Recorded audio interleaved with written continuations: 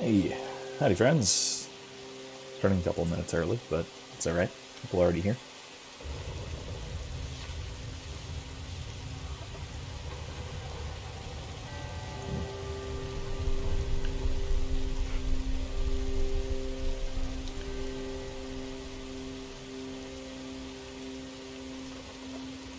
Just sit and enjoy the ambience a little while until it's, officially start time. I'll actually start doing stuff.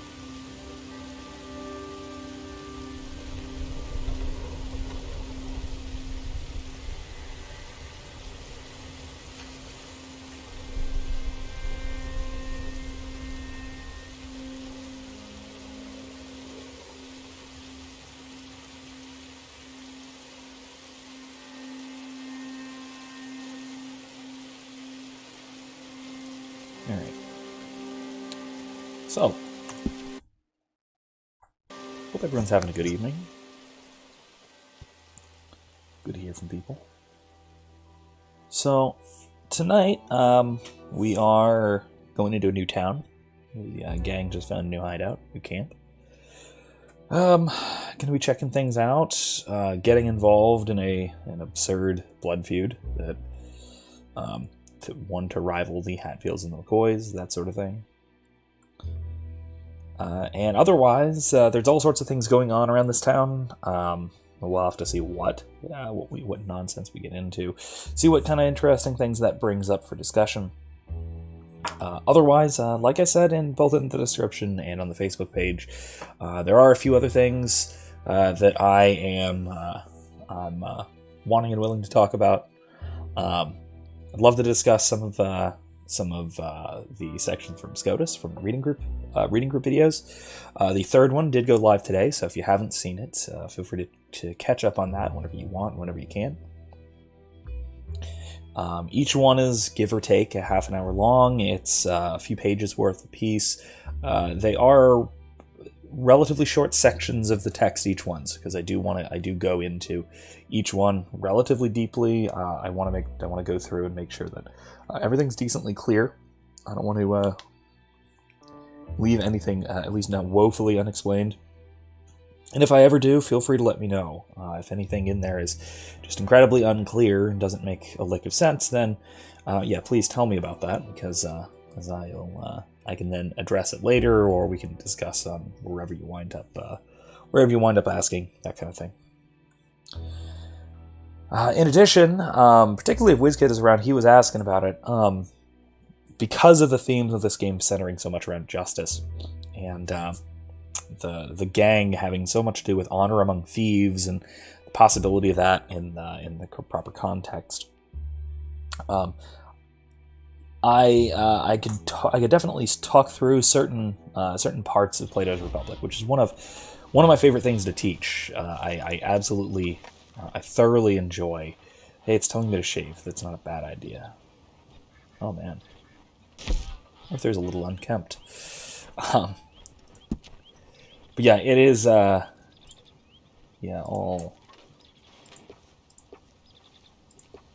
How about just the mustache? Well, no, let's keep the mustache absurd. Let's go with just a mustache for now. That's very Arthur Morgan.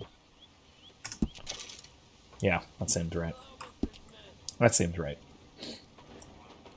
I don't have any pomade for my hair. That's unfortunate, but it's okay. He always wears a hat, so no one gets to see his hair. Everyone just sees his glorious mustache. Of your opinions, miss. Is that so? Oh. Yeah. Now make yourself useful. And the first part of useful is not driving me insane with your constant complaining. I ain't complaining. You are! Complain, complain, complain! After lunch, eh? Oh, say whatever you damn well please, but I tell you, if I don't get out of here soon, I'm gonna kill somebody. And if you don't stop hissing at me, I'm gonna kill you. You come near me, sailor, and I'll slice you up. You put that knife down or you're gonna be missing a hand, lady. What is wrong with you two? I ain't chopping vegetables for a living. Oh, I'm sorry, madam. Was there insufficient feathers in your pillow? I ain't lazy, Mr. Morgan. I'll work, but not this. Well, ain't cooking work?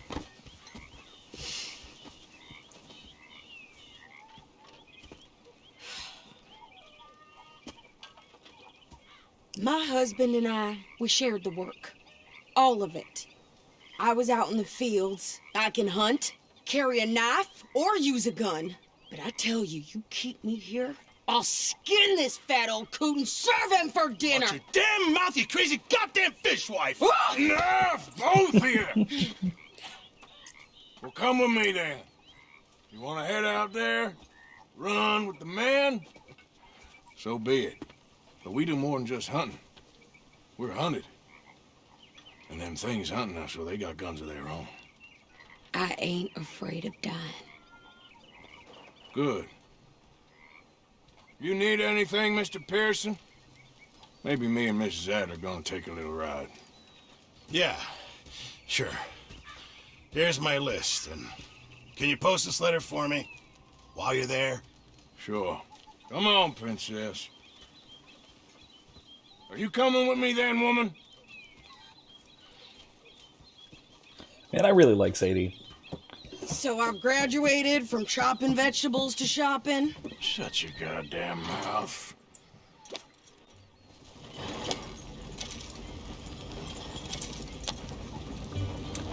She has, I mean, a lot of times, she's maybe open to the criticism, You let's say, cool of down then yet?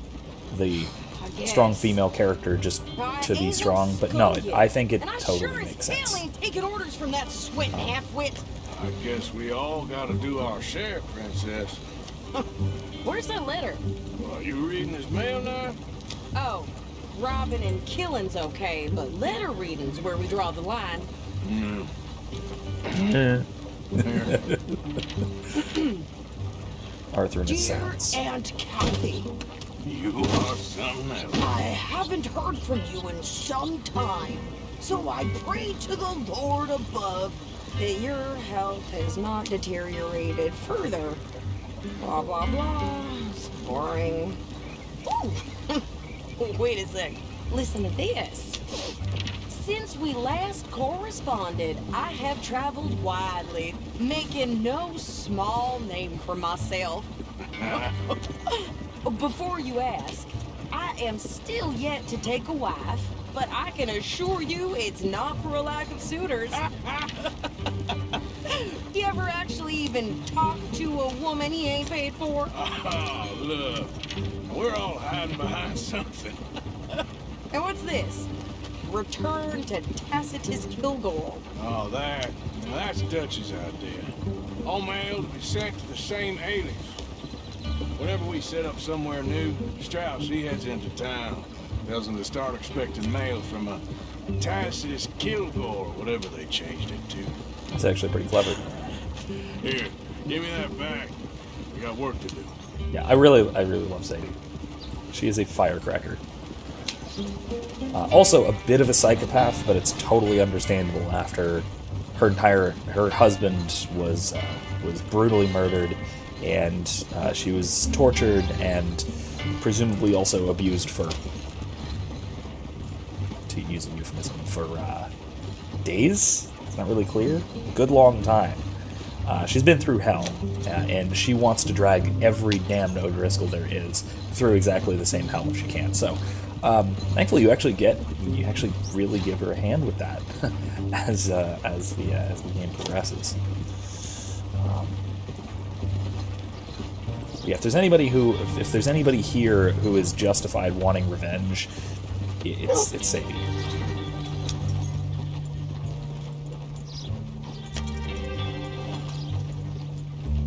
Alright.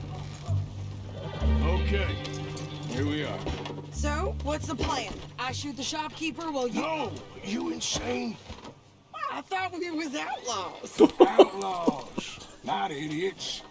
We rob fools that rob other people. These people, they're just trying to get by. So you head on in there and you buy us some food to eat. And no guns. You sure? This time, there'll be time for killing soon enough. What are you doing? I'm gonna go check the mail. Nothing exciting. Oh my gosh, yeah, that's, I'm sure the rifle on my back is just for show, because that spawned on my back when I started this mission. Nothing. What do you mean? Kylie says she waifu. Not actually. Oddly enough, almost against expectations. There's no growing romance or anything between Arthur and Sadie. I not to spoil anything, but I just spoiled something. Sorry. Can I help you, mister? Yes, I would like to post a letter. All right. These guys. Strange looking fella. Alright. That's it. Okay, no trouble. Thank you. Bye now. See ya. But yeah, no, there is no romantic development whatsoever between Arthur and Sadie. They're both just Morning, partner. people who've had their time and just sort of go through life together as I guess companions, I guess you'd say, you know, because Arthur had his thing with well, as Kevin says, Arthur's got complicated emotions from earlier on, absolutely. Oh hey, and she's dressed like a cowgirl now. I think this is everything. Thanks. Here, take that for yourself, okay? All right. Give it back then. Jesus. I didn't ask for his goddamn help. But yeah, her being a widow and Arthur with his past, which he's got a hell of a past. Sadie, not lady. A couple of major So, you get everything? traumatic sort of think things in his so. past. So the two of them, they just kind of are I see.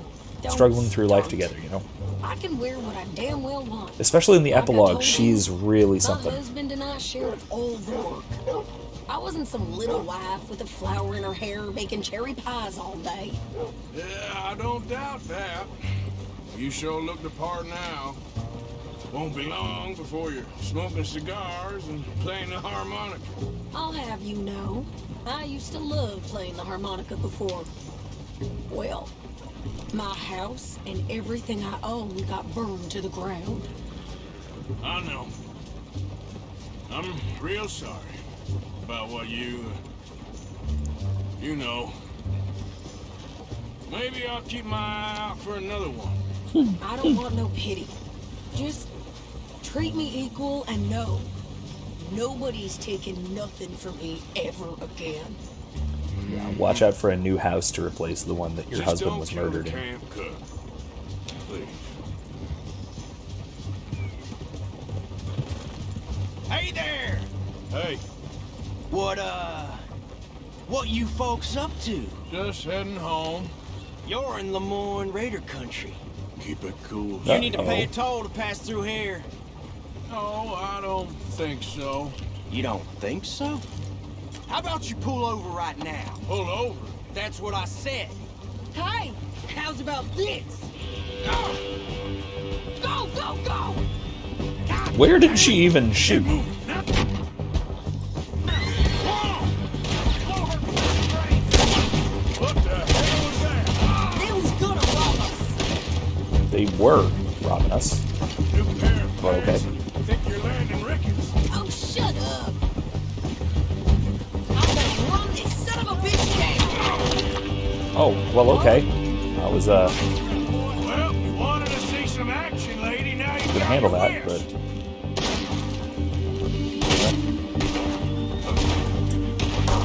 oh, uh-oh.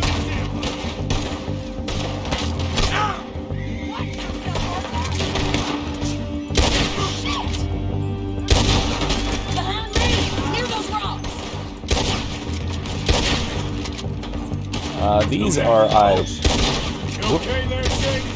Of course! You think I can't handle these are the fools? particular local gang.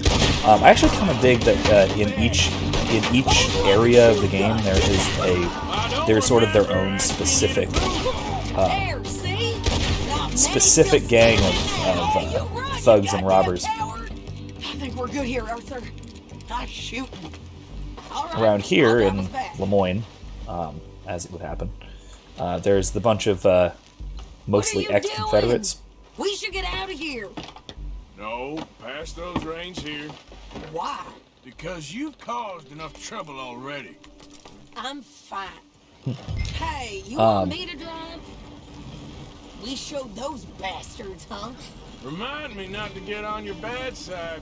Can we pick up the pace here? All right, working on it. And there was clearly... It's not my fault you drove us off the road. You did good. But that's a lot of mess to make near camp. Hope it don't bring anyone sniffing around. Are you gonna tell Dutch? Maybe. If he Uh-oh. asks. But maybe not. Yeah, they definitely do get along really well. Yeah, something like that. Who knows? Anyway, don't you go ribbing Pearson about that letter. How dare you? I wouldn't dream of it. Right, you wouldn't. I have traveled widely, making no small name for myself. I won't be giving you no mail to post anytime soon, that's for sure. I just want to peek in that journal of yours. The mind boggles. Not a chance. Oh, we're going that way.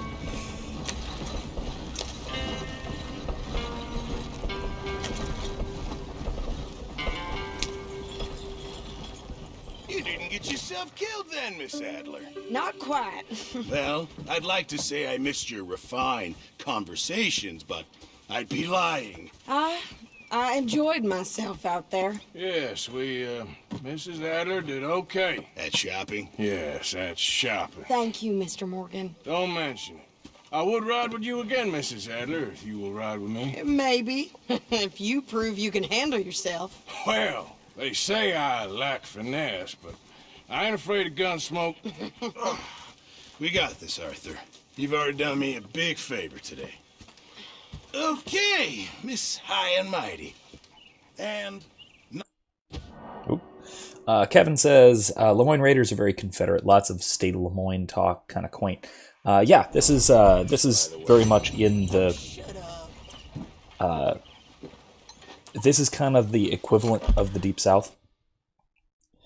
Virginia, maybe. I mean, it's not. It's clearly not, because particularly because there's a river over here that is supposed to be the rough equivalent of the Mississippi. So this is maybe Alabama. I don't know. Hard to say exactly what everything's the equivalent of. World is a little bit compressed as well. But in any case, yeah, it's very. In a lot of cases, there's even some like South will rise again sort of things going on. But it's most of it is effectively they're mostly just a gang of outlaws who just cause trouble around this particular area. Ooh, let's go hunting with Charles. That sounds like a good time.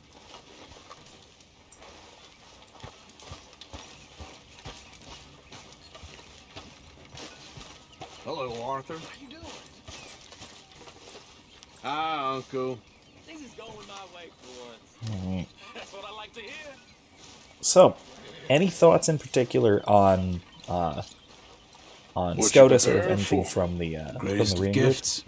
Certainly stuff that I'm willing to talk about, especially if there's something in particular you guys were interested in. Bison. How much you can get anything.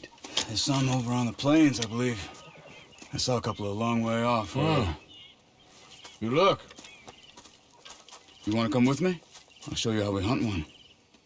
Sure. Why not? All right. Mount up then. Let's go. Otherwise, though, I can certainly discuss some of the implications, because there's interesting parts to do with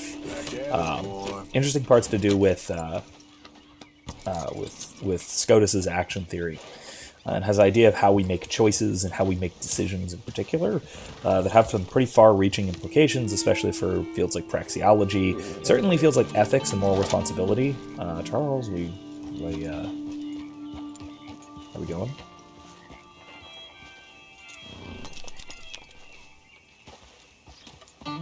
Yeah, Kevin, there are.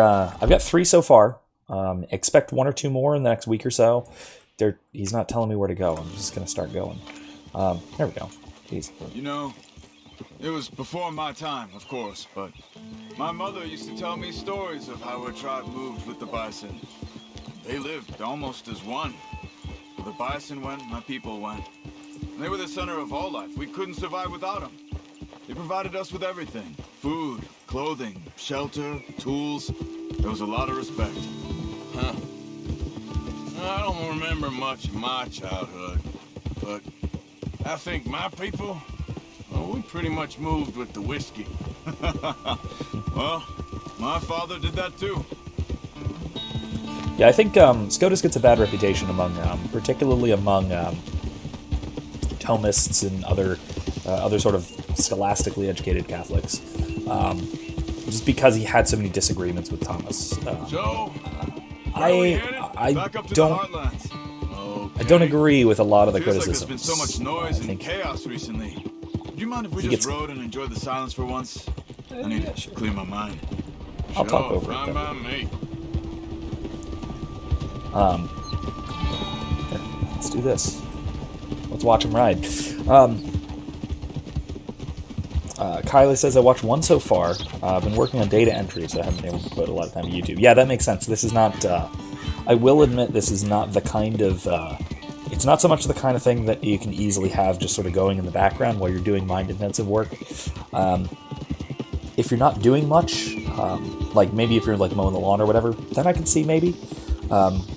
It's something more or less the equivalent of listening to an audiobook, I would say, in terms of the level of concentration you'd need to devote.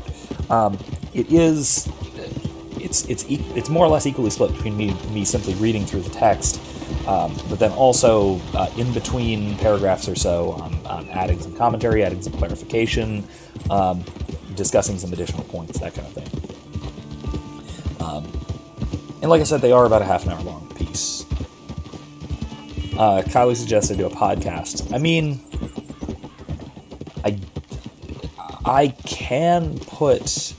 Well, okay. So let me put it this way: I'm not particularly adept at the podcast format. Podcasting typically winds up having to be of relatively regular length. Usually regular length, shorter than I'm used to doing, or longer than I'm used to doing. So podcasts tend to be either a half an hour, or something like Joe Rogan, where it's several hours long. So I maybe could. Also, it would require a kind of scheduled regularity that I'm not prepared to commit to. That said, I may look into getting some of my primarily audio talks onto some onto basically podcast platforms like Apple Play or whatever. Probably not Apple, or iTunes, Google Play or iTunes. iTunes is a little less likely, just given that it's given that that's a pretty competitive platform. But some of the other ones, Not far now. not a bad idea.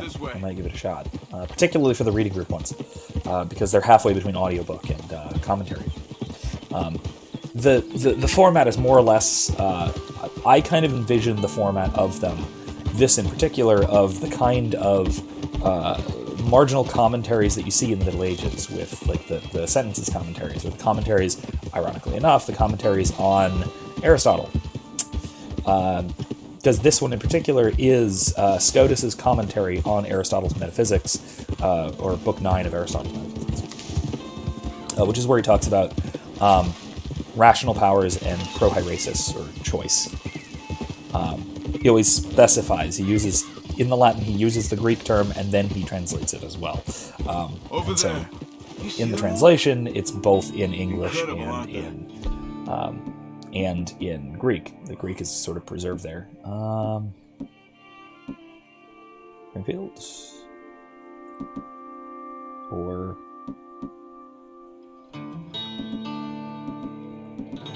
yeah, let's go with the rolling. We should only kill one of them. Take it I'll out. keep him ringed in, and you see if you can bring one down. Okay? Okie dokie. Clean as you can. Okay.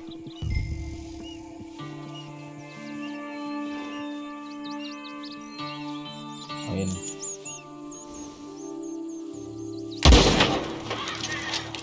not hard. Yeah. Segue, I want to name the other guy's horse, too. It actually has a name. If he's not on it, you can actually see.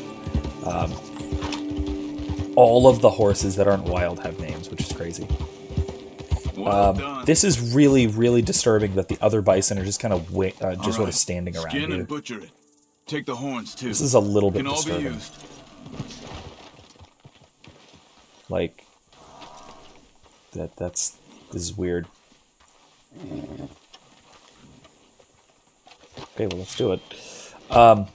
So Kevin says Dominicans and Franciscans were somewhat historically argumentative, weren't they? St. Thomas was Dominican, right? Yeah, that's right. Not just historically, they still are.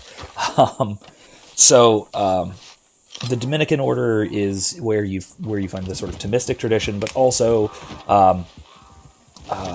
Albert the Great. Stow that on your horse and mount up. I wanna before Aquinas. check something out. Okay. But then also you in the Franciscan tradition, which is sort of a counterpoint, you have Bonaventure, who I thought I already saw was some in scavenger arguments birds over here. with Aquinas and the Just wanted to see what Dominicans. attracted me. And then also, and then eventually you have Scotus, and I think Occam. I think Occam was a Franciscan. He may not have been. He may have been a quote, secular scholar. In other words, not in a religious order. He was a priest, I'm fairly certain, but he may not have been in a monastic order. I'm not sure. I don't remember the history as particularly well with respect to Bison. Occam. Shot and left for dead, it looks like. Why would someone do that? I don't know. But I see tracks heading in this direction. I say we follow them. All right, lead the way. Been dead a couple of days at least. Oops. Oh, okay, I already did that for the horse. And, oh, hey, okay. It's all right, boy. I forget what this horse's name was. If anyone remembers, let me know. Damn, I miss my old horse. Oh, me too, buddy. Could it have been an animal? No, they've been shot. I just don't know why anybody would just leave them here to rot like that. But yeah, there's a lot of intellectual disagreement, especially with respect to emphasis. Oh, peppermint. Yeah, thanks. There's a lot of intellectual disagreement between the Dominicans and Franciscans, and also a difference in emphasis in terms of their spiritual practice. Dominicans are very intellectual. They're called the Order of Preachers. To our left there. Come on. But they're, by reputation, they are, the kind of derogatory nickname is the Order of Professors, Dead again. OP. But this one looks Order fresher. of Preachers or Order of There's a camp there. Professors. I'm gonna Get it. take a look. I haven't called Nag. Nag the horse. Nice. What a damn waste.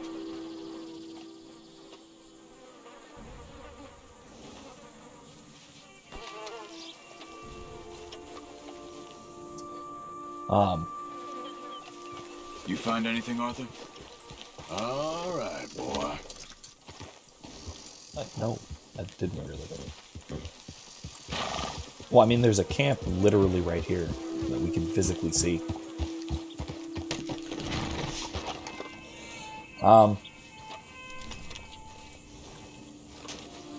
yeah, the Dominicans are very very high-minded and intellectual, and they do have a tendency of being intellectualists in the context of philosophical psychology and action theory.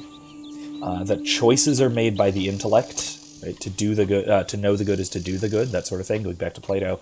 Whereas the Franciscans tend to be more focused on the heart, very much like St. Francis, or at least the reputation of St. Francis in that tradition. Right? And so what that means is they emphasize will more than intellect. So they tend to be voluntarists, which is where we kind of get the... So what do you want to do? They could still be in the area. Let's get up higher, see if we spot anything. That's kind of where we get the sort of negative impression, negative in the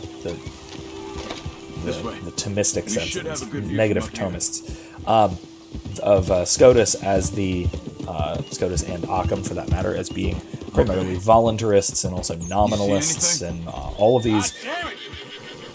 sorry, buddy. All of these nasty, nasty, nasty things that no scholastic ought to like, and yada, yada, yada, yada, you know. Maybe another camp. It's worth a look. All right. Let's go. I will say that Scotus was, without a doubt, a voluntarist.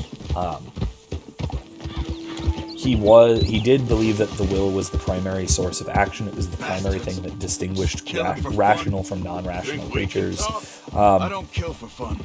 I kill when I need to. And even that the will, or the divine will in particular, was the primary impetus for creation. Well, most of what he meant by that was something more along the lines of what St. Francis talked about. It has to be them.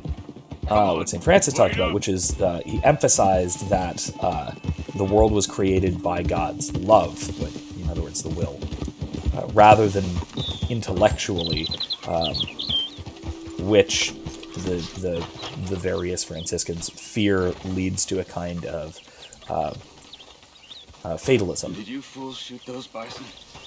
What's your problem? I said, did you fools shoot those bison? Uh-oh. Calm down, you black or red bastard, whatever the fuck you are. Did you shoot them? Yes, we did. We shot them bison, we'll shoot you too if you don't get. What business is it of yours? What? It's that business of mine! Good God, you're crazy! That's correct. I got a family. You're crazy. Family. Don't shoot me. Stand back, Charles. I'll get you some answers. Okay. What the hell are you doing? Why are you killing those bison and leaving them to rot? I don't know what you're talking about. God damn it, tell us or you're dead. Oh, okay. We were paid to kill as many as we could and make it look like it was Indians. Just kill him, Arthur. No, please, don't kill me. All right, now get out of here. Just don't shoot me, mister. I got a family. And run away. Why did you do that? He didn't need to die. Maybe he'll go tell his friends now what happens to poachers. I've seen enough of this. I'm heading back. Okay. I'm gonna see if there's anything worth taking from their camp. I'll catch up with you later. All right, so Charles is mad. Extremely mad. Ooh, neat. This is where we start getting into the Cowboys and Indians conflict kind of stuff, if you will. Where you got some people moving in who are causing problems and trying to blame it on Indians and all that kind of stuff. Let's see. That's it. Okay, that was weird. Gonna what? Nope. Okay. Any of my guns need polishing? No, okay. What was that? There's something there. There, rifle cartridges. Those I need.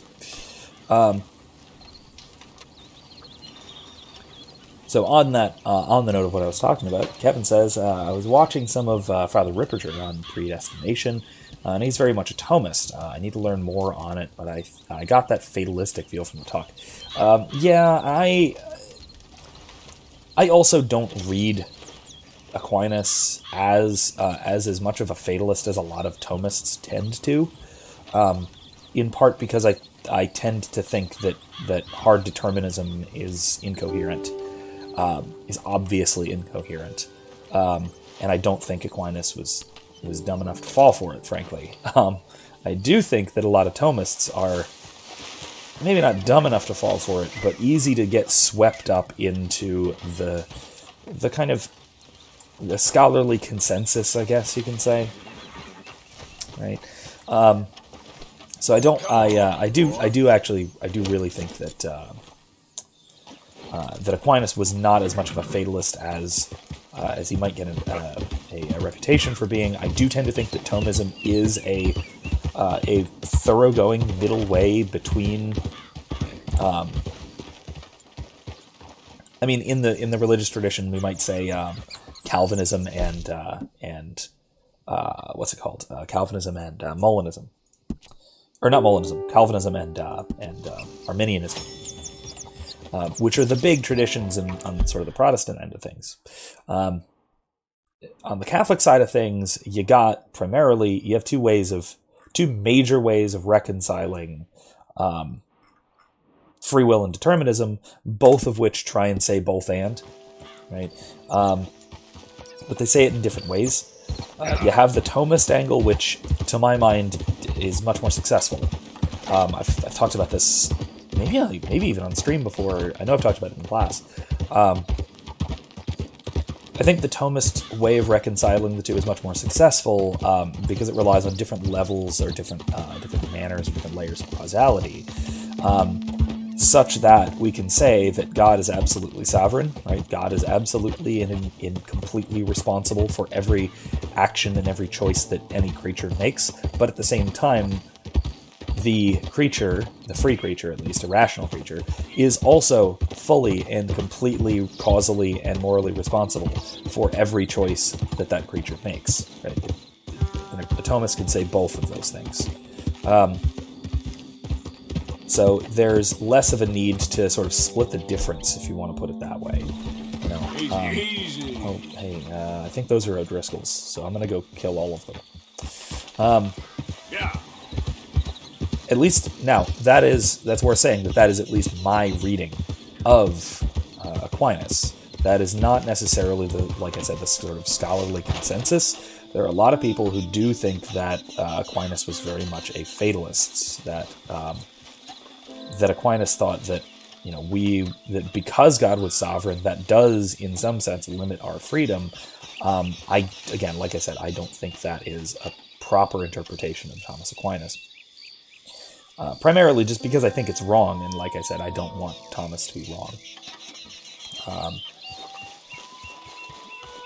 hesitant to consider the possibility that Aquinas is that wrong about something that I take to be so obvious. Let's see. Bastards. Where are these bastards? Oh, okay. Scooch. Is there no one there? Well, that's weird. Well, let's go see.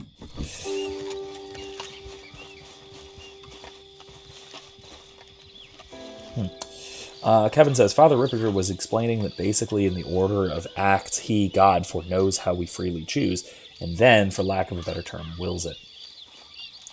Yeah, I don't... I mean, look, no, I've seen, I think I've seen the precisely the talk you're talking about. And I've heard that interpretation before as well. That basically, almost exactly that interpretation before of St. Thomas Aquinas, and I don't actually think that's. I don't think that's quite a correct interpretation. In part, just I mean, if you take where Aquinas is saying that, the best way of taking that to mean, I would think, is that God wills that we will, right? And we will what we will. So God wills that we will, right? That we make a choice. But it's our choice that determines the choice, right? And so in both cases, even the specifics of the act of willing are ultimately causally reliant upon God. God is the one who wills us to will. And God is the ultimate cause of even the particular event. But the outcome is still ultimately decided by us, free creatures. So that's maybe a weird distinction, and maybe that's... And of course Aquinas explains it a little bit, obviously more thoroughly than that. And there are problems with my description there that don't fully capture it, obviously. But I think that's a lot closer than how Father Ripperger explains it. a lot closer to Aquinas' original intention. Let's say. Hey, this way! What's going on? You gotta help me out here, mister. Can you? Where are you? Please. Is he gonna I've trap? been on the run for days now. Oh, Hey, what the hell? Get away from me! sorry, buddy. I can shoot him off of you if you hold still. Let's try it. Yay, got him. Alright, that's what he was going to ask for, I think. So, great. Kevin says, I like that explanation better. Fatalism and hard determinism give me the red ass. Yeah, couldn't agree more. I would probably use different terminology just because of who I am as a person. But that aside, I do agree that I don't like hard determinism. Now, I will say I tend to agree with my own advisor on the subject, Dr. Thomas Williams, who is an expert on SCOTUS primarily. It's his primary expertise. And damn, is he an expert. Both SCOTUS and also, as it so happens, another of my main scholarly interests, and some. He likes to say about determinism and free will that at least determinism has the good sense to be logically consistent. Hey there, mister. Right. Even if it's obviously wrong, determinism is at least logically consistent. It's not nonsense. Compatibilism, on the other hand, is nonsense.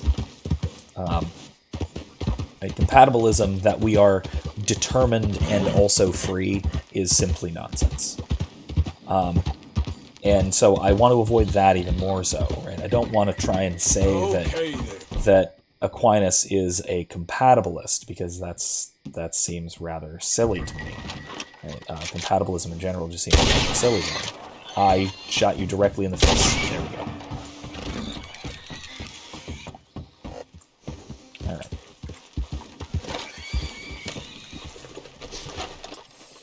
All right. But yeah. So I do tend to think that compatibilism doesn't work. It is even more nonsensical than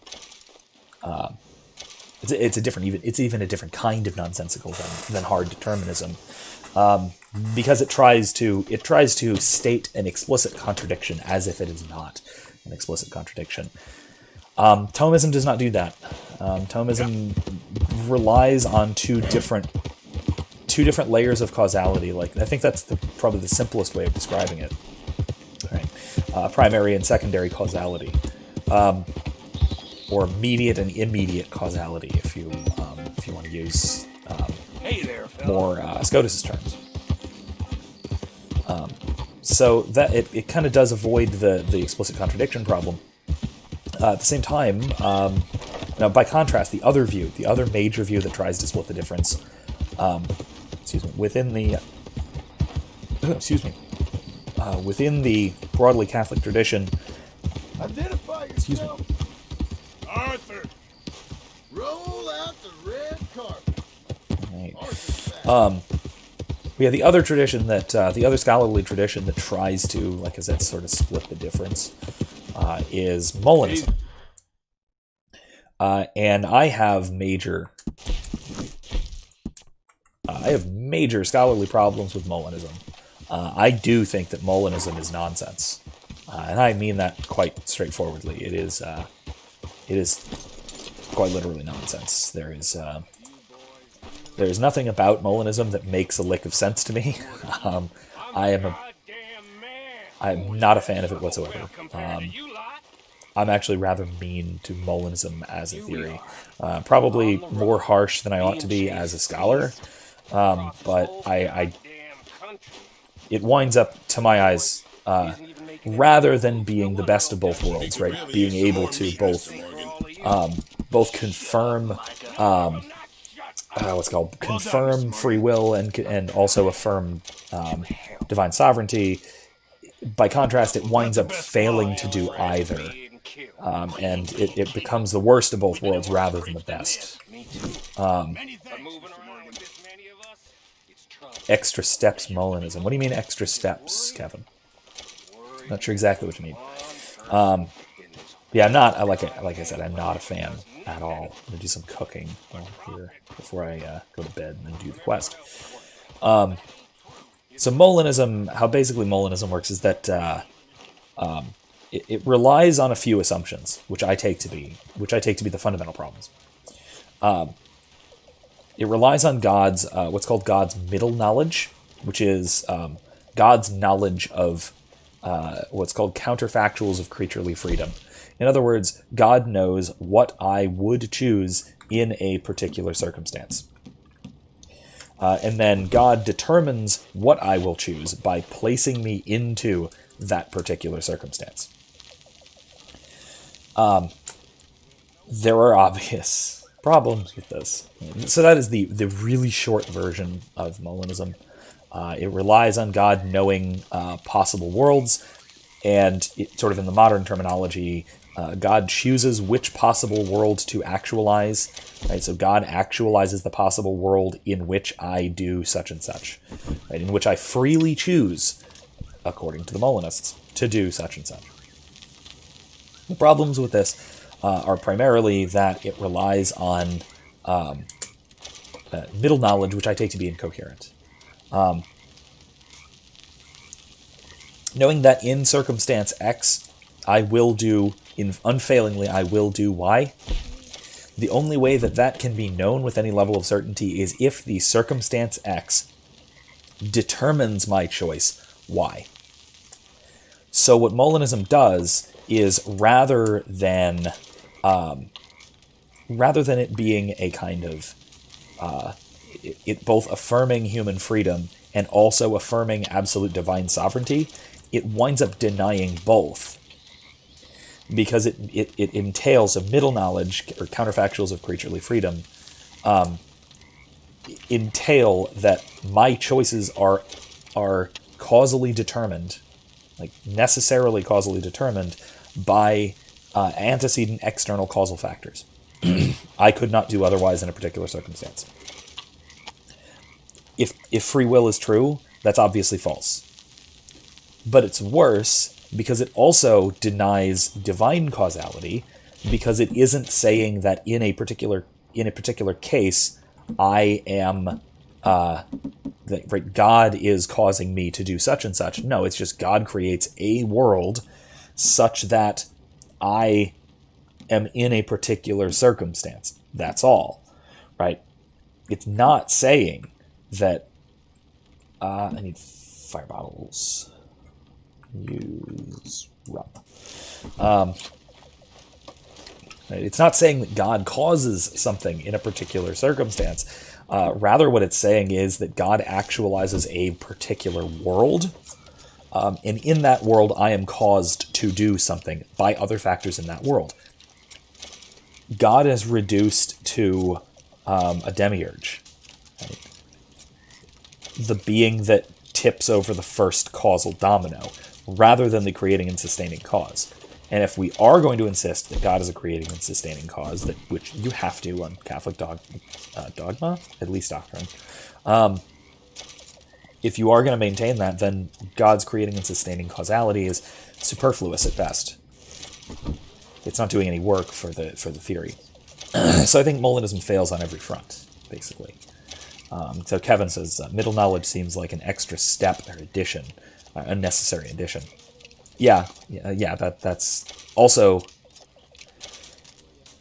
Honestly, I would say it's worse than that. Like I was saying, I think it not only is an extra step, it is a step backwards.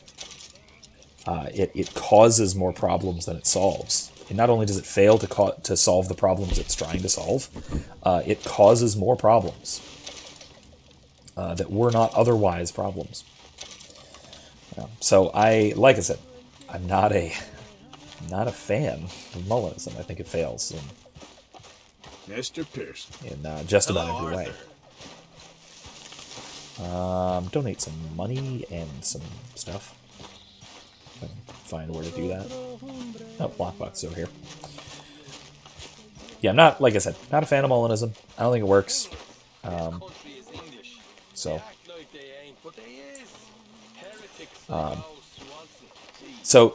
there's that. If we've got the, let's contribute $100 or so. It's real simple. If there's no king to hate, then who the hell are we gonna hate to pass the time? Okay. Whoops, that's a lot. I don't have that much money. I still want to buy guns.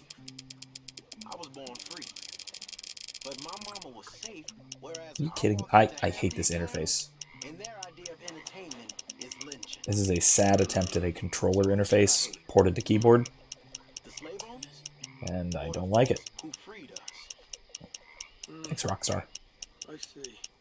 I don't. There. How hard is it to just donate $100? We were set free. All right. Anyway, so that was a pain. You're a brave fella, Lenny. So they tell me. But it ain't done me no good. Let's replenish. Anyway, I got work to do. Good chatting with you. Okay. Yep. Okay, I'm gonna get some rest. All right. Upgraded my ammo stores. So now in addition to the sort of Thomistic and Molinist versions, I want to point out that I really want that. It's really expensive though. Nah, I'll come back and do the camp boat later. It's really handy later on for transportation purposes. It gives you quick travel, but then also you can just kind of go across the lake and stuff, which is nice. But yeah, so in addition to what we were saying about Thomism being an option and Molinism being an option, we also have the sort of Anselmian model, which is really similar to the Scotist model. These are, well, 3 hours is enough, I guess. I would know 3 hours is plenty of sleep. I have a newborn, trust me. In any case, though, yeah. So the Anselmian, and then eventually what kind of develops into the Scotist version is hardline voluntarist, but just insists on also divine sovereignty. And it is more, it's much more similar to the Thomistic answer than it is the Molinist answer. It's mostly just a difference in emphasis.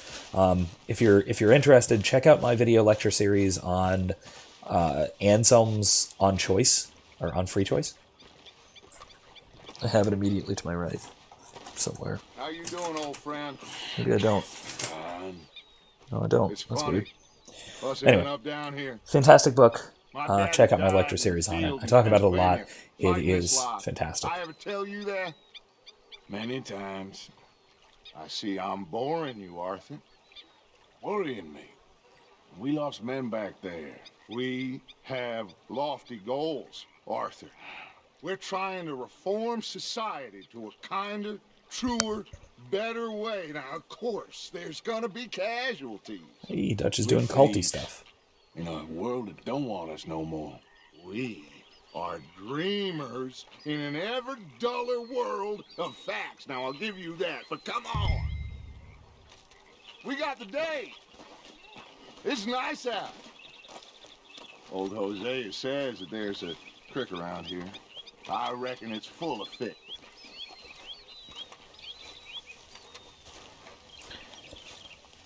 Kevin says, I tried to explain free will when I was younger. Like existence is a backyard. God is a dad, and we're kids playing. He's in total control, but we fumble around with stuff in the yard. I like that. It's a simple explanation, but I think it gets the job done. I mean, obviously, you can give a more sophisticated explanation with more details and more philosophical nuance, but I think that captures it more or less. Why don't you show us this creek you've been pissing in? Hey, you don't look too rosy, old friend. I thought this Warmer weather would... My days are looking good and long over. Always dreamed crushing and bubble bursting, you. Come on, Hosea. Let's go fishing. Okay, All right, gentlemen. boy. Let me show you how it's done. Good one, Brush my boy. hose. It's a good peppermint.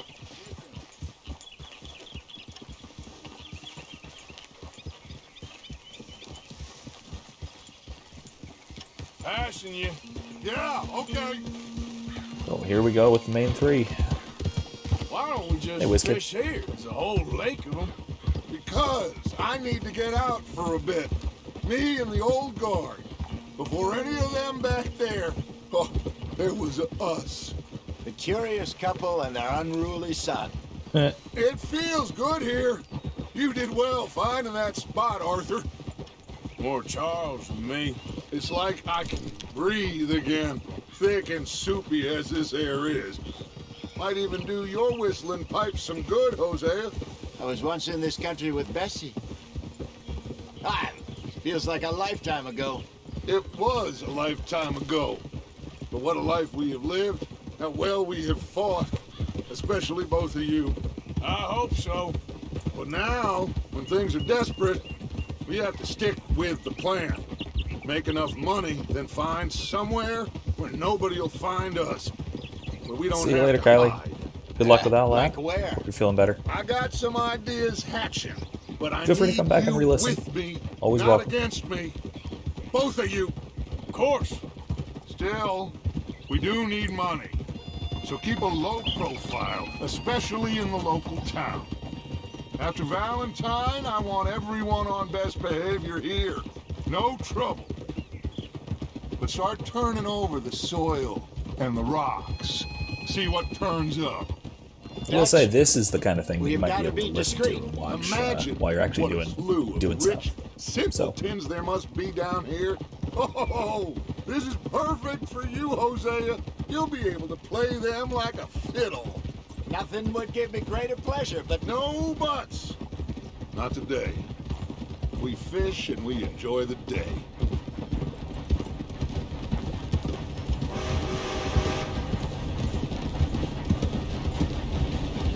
Looks like law up ahead. Play it cool. Hold. hold. Oh, uh-oh. Ah! Oh, sorry. Sorry, Zap. Alright, so let's see. Hello, gentlemen. Well, look what the cat drug in. Well, look who it is. Bother. Quiet back there. Let's see if we can't sort this out.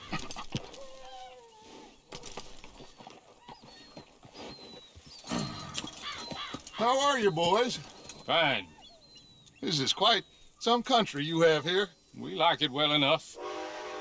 Hoagie McIntosh, at your service. Lee Gray. This is my deputy Archibald McGregor. It's good to meet you. You a Scot? Partly. The best part. Of course.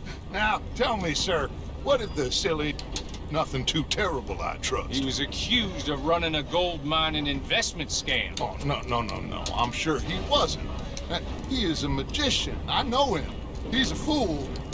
But he is not a bad fellow. Now, can we just... I wouldn't do that if I were you. Shit! The Anderson boys! I can't have more scandal!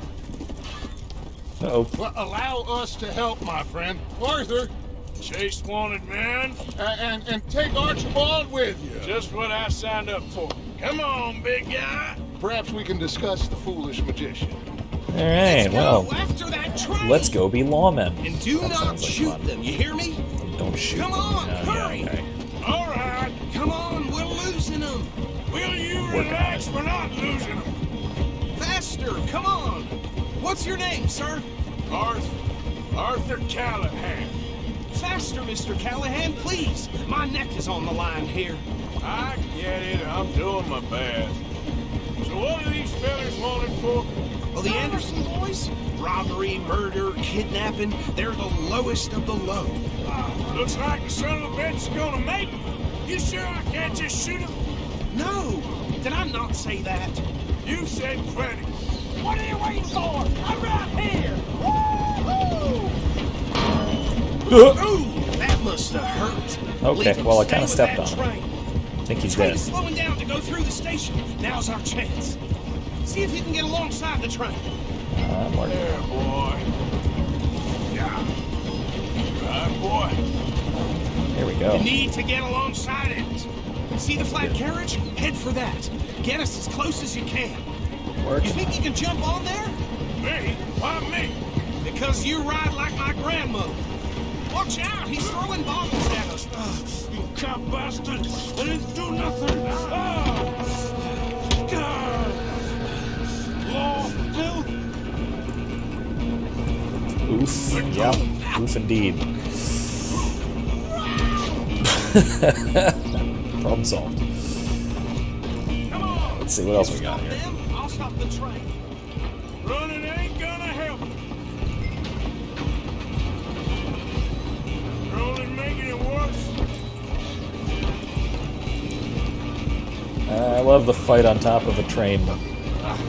Come on, shit Gag. Run! Don't let them get away!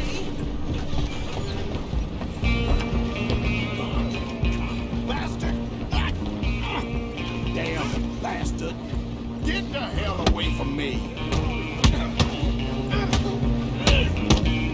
Gonna be dead soon!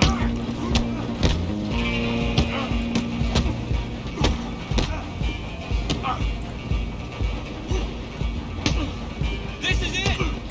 Damn it, my hat. Where's my hat? There it is, there it is. Okay.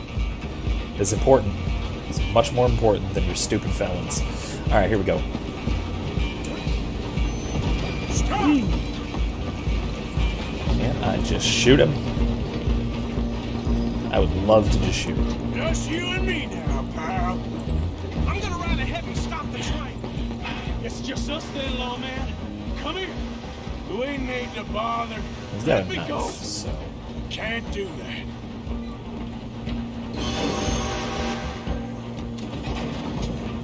This makes this quick. This man.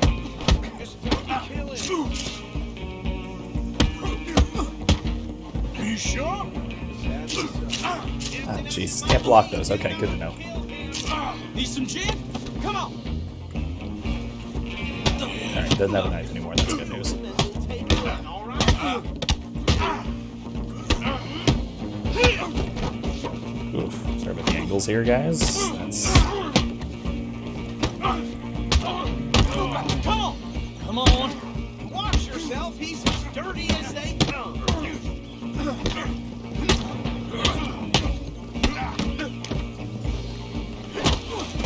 There we go. Where's my hat? Hello? Is everything all right in there? Robbing trains is a lot of fun. I don't think he's dead. I think I won the fight. Just about.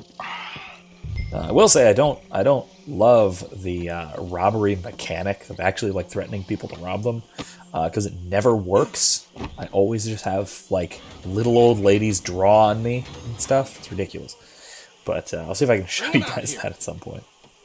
If you eat, Sounded like quite a commotion. Is that him? I sincerely hope so. Old Anders Anderson. So what now? You take him in. Oh my Come on. god.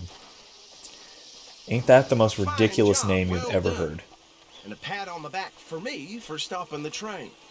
Load Anders onto the back of your horse there, and we'll take him to Sheriff Gray. There you go. You are a natural. All right, let's take him in. Follow me. What about the others? Oh, we'll round them up. Anders back there is the brains of the operation, and that's really saying something. You're the boss. Got an Indiana That was mighty Jones impressive, sir. vibe with I the have to obsession, admit. the hat obsession. I guess you've served the law yourself Kevin at says, some yeah. Well, I wouldn't I do love exactly Indiana say Jones. that. Are you familiar with the area here? No, not really.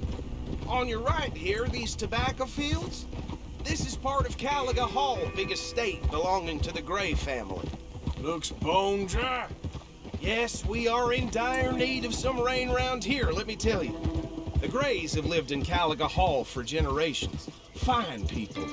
My family's been working for them for years. Sheriff Gray's the one I know best, of course, but they own half the businesses in town. Which town? Rhodes, sir. You don't know it? Where we're headed right now. Ain't what it was before the war, but it has its charms. I'm sure you already know of the Braithwaites. Like I said, just got down here. Another big family in these parts. They have an estate west of here. Awful people, truly awful. They've been fighting with the Grays for as long as I can remember. Sounds like quite the place you got here. WizKid says true story. It's like robbing people in Skyrim. Either it goes perfectly or terribly, and there's no in between. Yeah, except it almost never goes perfectly. We're gonna bear left here. It almost always ends with whoever it is just drawing on you and just opening fire. Just empty all 6 cylinders right into your chest and hope for the best.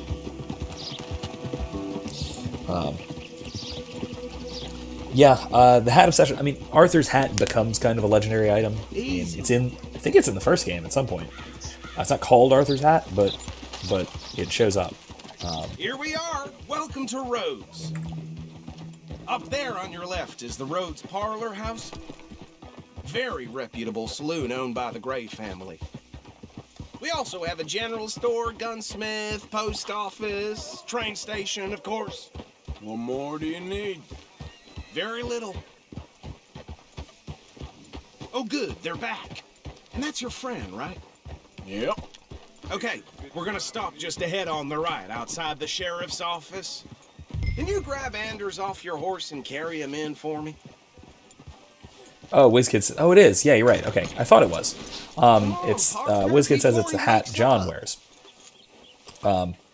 So kind of, but not really. It is literally the hat that John wears. Kevin says no. Hog tying, no shooting, no problem. Drop in the river. Hog tying is basically like is broken in this game. It is so incredibly effective if you're going for a single person. We got him. Very good. I told you Arthur would deliver. Man has a passion for justice. That's wonderful. So, about my friend here? Your idiot friend is free to go. But no more trouble from you, partner. I promise you, this was all just a big misunderstanding. However, I want to thank you from the bottom of my heart. I'll pretend to appreciate that. Mr. McIntosh, it has been a real pleasure. The mostly good citizens of Rhodes, we welcome you. Well, we're just honored to be. I can't compete Make your with that friend mustache. behave. We got enough trouble from some of the residents, old-timers who've gone, sadly, to seed and lost their dignity. How terrible. Come along now. I will keep this fellow on the straight and narrow. Come back and see us sometime soon. Excuse me, gentlemen. Bo, these better be ugly rumors. Is it true you were seen talking to that wretched Penelope Braithwaite? I can't thank you enough.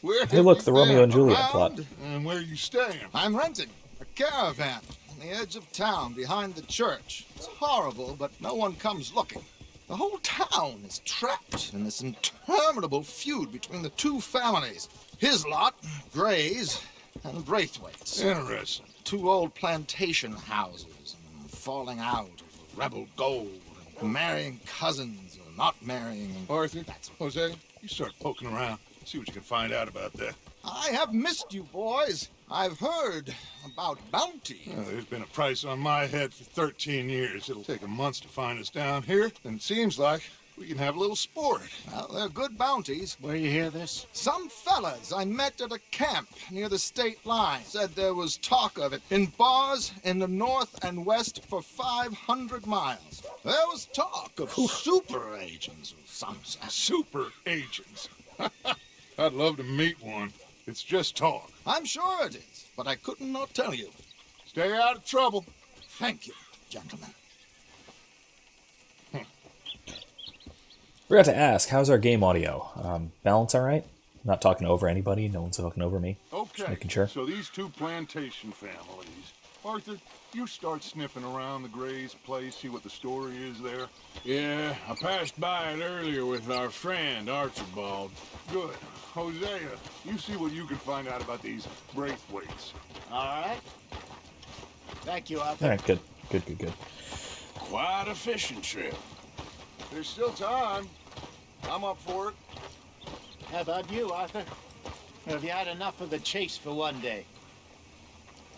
Do we want to go fishing? So you coming or not? I'll just see what you guys think.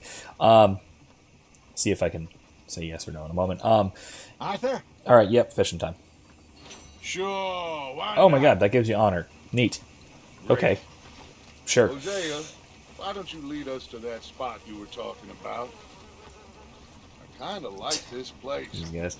Okay. Let's see if we can avoid any more excitement. I gotta say though, aside from Dutch being a complete idiot, this might be my favorite camp time area kind of thing in the game. Yep. Come here, boy. There we go. This might be my favorite chapter of the game in terms of just atmosphere. I love it down here. It's so cowboy, but not. It's so polite cowboy, which is just ridiculous. It's really just enjoyable. But of course, you know, Dutch has to try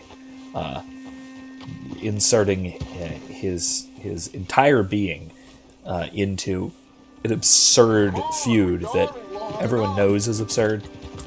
And of course, he obviously should have known better. So how far is this creek? You know, had to ruin it, of course. Bit of a ride still, and it's not a creek. It's the same lake we camped on, just a different part. It'll be worth it. I saw some big drum and sturgeon there. Could be rock bass, bluegills, perch, pickerel. You're right, but don't talk about that, It's a man. good spot. We'll see if you're as good at catching fish as you are at catching criminals, Arthur. Trelawney owes me for that. Trelawney owes everyone for something, but his information is good. Plus, we are now ingratiated with the local law. I'd say it was a worthwhile diversion all around. So, you're going back to see that Sheriff Gregg? Yeah, I don't see why not. They don't know who we are down here. He didn't seem the sharpest attacks. Neither did that deputy. If he thinks we can be useful to him, he can certainly be useful to us. A little hiding in plain sight. I feel like we're always hiding in plain sight. But sometimes more smartly than others. Trelawney's like a bad penny. I'm not sure how good a magician he is, but he's certainly good at disappearing when he feels like it. Where does he go? Everywhere and nowhere, it seems. We wouldn't have got Sean back if he hadn't been weaseling around down that way, though. Yeah, I will say this was a good gig, but they probably just could have kept up with this whole sheriff like, deputies thing. We hadn't seen him in weeks. But no, we stopped in can't just some settle dead-end down. town in the middle of nowhere. Don't even remember the name. You and Bill were off doing something, Arthur. So, we pick up some supplies. I go to relieve myself. Open the door, and there's Trelawney, sitting there, newspaper in hand. Mr. Vanderlyn. I say, what the hell are you doing here? And he said, I could ask you the same thing. Now, if you wouldn't mind giving me a little privacy, I ate a rotten oyster. Hey, I had a there are goddamn actually plan. 100 Trelawneys. Yeah, no. What a let's terrible not. thought. I mean, he does always have a plan. This is It's the just spot. usually a Down to the bad, left there. bad plan. It's precisely the kind of plan that gets good people killed. That kind of plan. Whoa!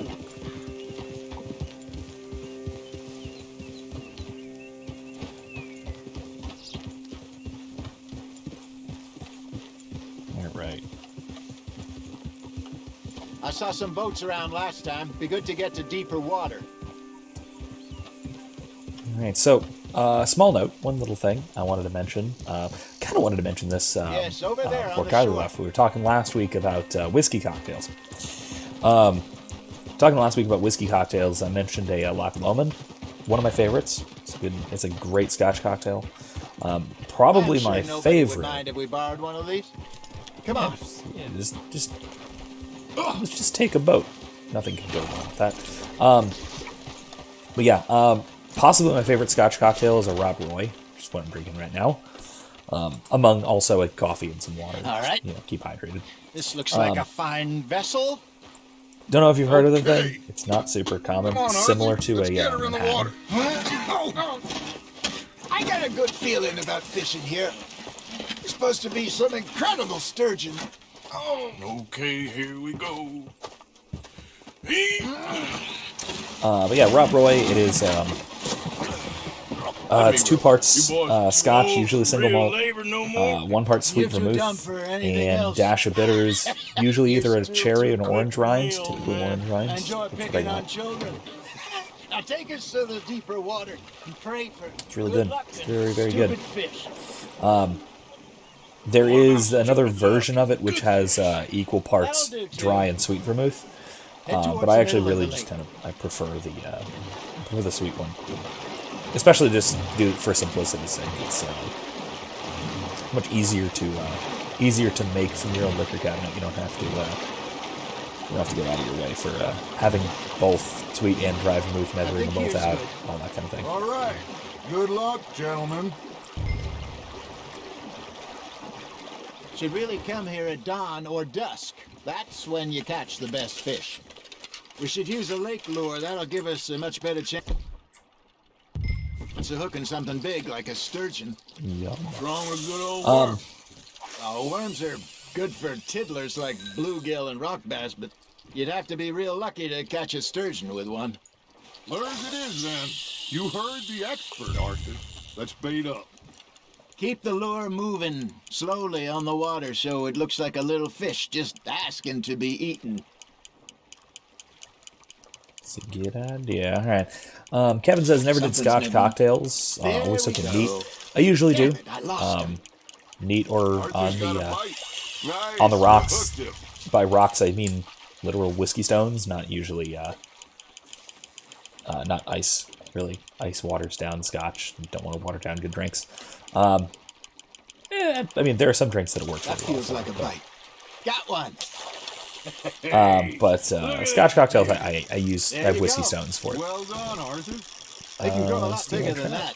Fella told me he once saw a monster lake sturgeon near the mouth of the river, just southwest of Saint Denis. 50-pounder, he reckoned. I would like to see that. There he is. Hey, Hosea. You remember that time we sent Arthur All right, good night, out Whiskey. fishing? See you later. He came back with Go to 3 bed. beautiful bass. This again? I don't think I do. Oh, yeah. You do. I do He love was steelhead maybe trout. 20. It's one of my favorite 21, freshwater fish. Walked in all full of himself. Maybe my We favorite had a freshwater big fish. feast. I don't usually have Toasted him freshwater all fish. night. This was Living in 15 Florida. years ago. Oh, I remember now. Then, the next week, Arthur and I are at the market, and Fishmonger calls out, "So how did you enjoy those bass?" Look, you can fish, or you can go drinking all day, rob someone, and buy some fish. You're getting the hang of this. There we go. I used to go fishing with this feller back in the day. Wesley, his name was. Real miserable bastard, but he loved to fish. We'd go out all the time. But one day, we were river fishing when we see a funeral procession going over the bridge, and out of the blue, Wesley stands up, takes off his hat, bows his head. Then he sits down, picks his rod back up, and carries on. Doesn't say a word. So I'm a little surprised and say, "Wesley, that was nice of you." And he replies, "Well, felt I had to. After all, I was married to her for 30 years. Oh, there he is. Oh, dear God. WizKid says living on a lake, we have plenty of good freshwater Fish on the fish. line, Whitefish Arthur. is great. Ha! Got ya! Yeah, whitefish isn't bad. I gotta say, Remember those big salmon I steelhead caught in trout has Montana last year? a lot of the same, a lot of the nice texture of salmon, but it still has that kind of fishy sort of. He had some spirit, though. Never lost the puppy in him, right to the end. Lightness to it, maybe. Salmon tends to be really was heavy. the furthest east we'd ever been. But it's really good. Really good. Feels like the more we try to head west, the further east we end up. We had all those safe spots picked out to lie low in New Austin after the ferry job. I liked it there. Still open and wild, the way it should be. Somehow the desert makes you feel closer to the sky. No point us trying to get back that way anytime soon. Pinkertons have patrols out all over tall trees and Great Plains. We saw when we went back for Sean. Well, look at us now, huh? It could be worse. Plans change. That's just how life goes. Kevin says I used to catch rainbow trout in the fall. Those are really good. Did I ever tell you catch my everything in the river mother's these days. Buried in Blackwater? Really? She is? Apparently so. I only found out from an uncle of mine years later. Last I knew, she was still outside Philadelphia. I left home at 15 and didn't see her again. She and I didn't always see eye to eye. I wasn't always a very obedient child. I can only imagine. Still, I loved her in my own way, and she me in hers. Somehow, even from the grave, she managed to have the last laugh. It looks like you got a bite, Arthur. I gotta say, Dutch is beneath it all a good guy. It's just he's way too ambitious, and it leads him to nasty places. He really is. If we're talking Plato, he's in a lot of ways he's the prototypical tyrant. Well done. He can get away with just about everything, and so he starts finding more and more crazy things to get away with. That one gets to fight another And he's day, being huh? constantly pushed into further and further madness. And you see it over the course of the game. At this point, he's not that nuts. He's still a relatively sane person, although even if he has some bad plans. He's still, I mean, for an outlaw especially, he's decent. Right. So I typically, as for fishing, I typically saltwater. You hooked him? I live in Florida, as one does. I saltwater fish. I grew up on a boat, basically. Little fishing boat, nothing like not like a big deep sea thing, but a few miles out, deep water, but not like reef fishing kind of thing. Biggest fish was a cobia. That's a It nice was well over 100 pounds. We never, I don't think we weighed it. We just ate it. It was, Maybe we throw Trelawney back in too. it was the cobia. It was about 6'4" or 5 inches long, huge. Took up the whole back of the boat. Basically filled the boat with blood. It was ridiculous. It was delicious as well. We basically fed us and the whole family who was down from up north for like a week. You got It was something biting. basically a Arthur. feast. Now It was reel him in, wonderful. Arthur. What I liked, though, probably my favorite thing to fish for was either Spanish mackerel or kingfish. Both end up basically mackerel. When they're in season, they're fun to fight. They're fast, so it's a lot of back and forth kind of thing. They're not super strong, but they're quick, so they're a lot of fun. And then they're delicious. I absolutely love, especially Spanish mackerel, more so than kingfish, really. I know that's kind of the wrong answer, but kingfish is supposed to be better. But I really like Spanish mackerel. WizKid says, yeah, he's a great example, Dutch, he's a great example of a charismatic leader, and why it's wise to be wary of him. Frank Herbert would be amused. Yeah, I think so. It's very...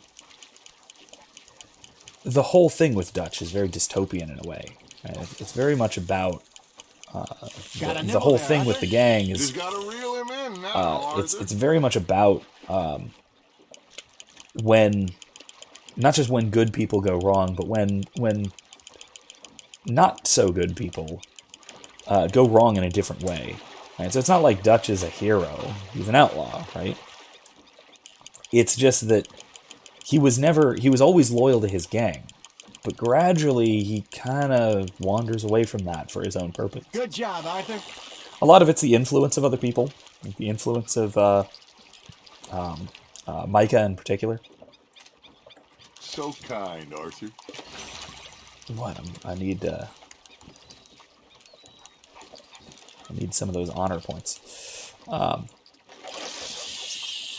Yeah, WizKid says, you know what they say about power going to people's heads? Well, absolutely. Right?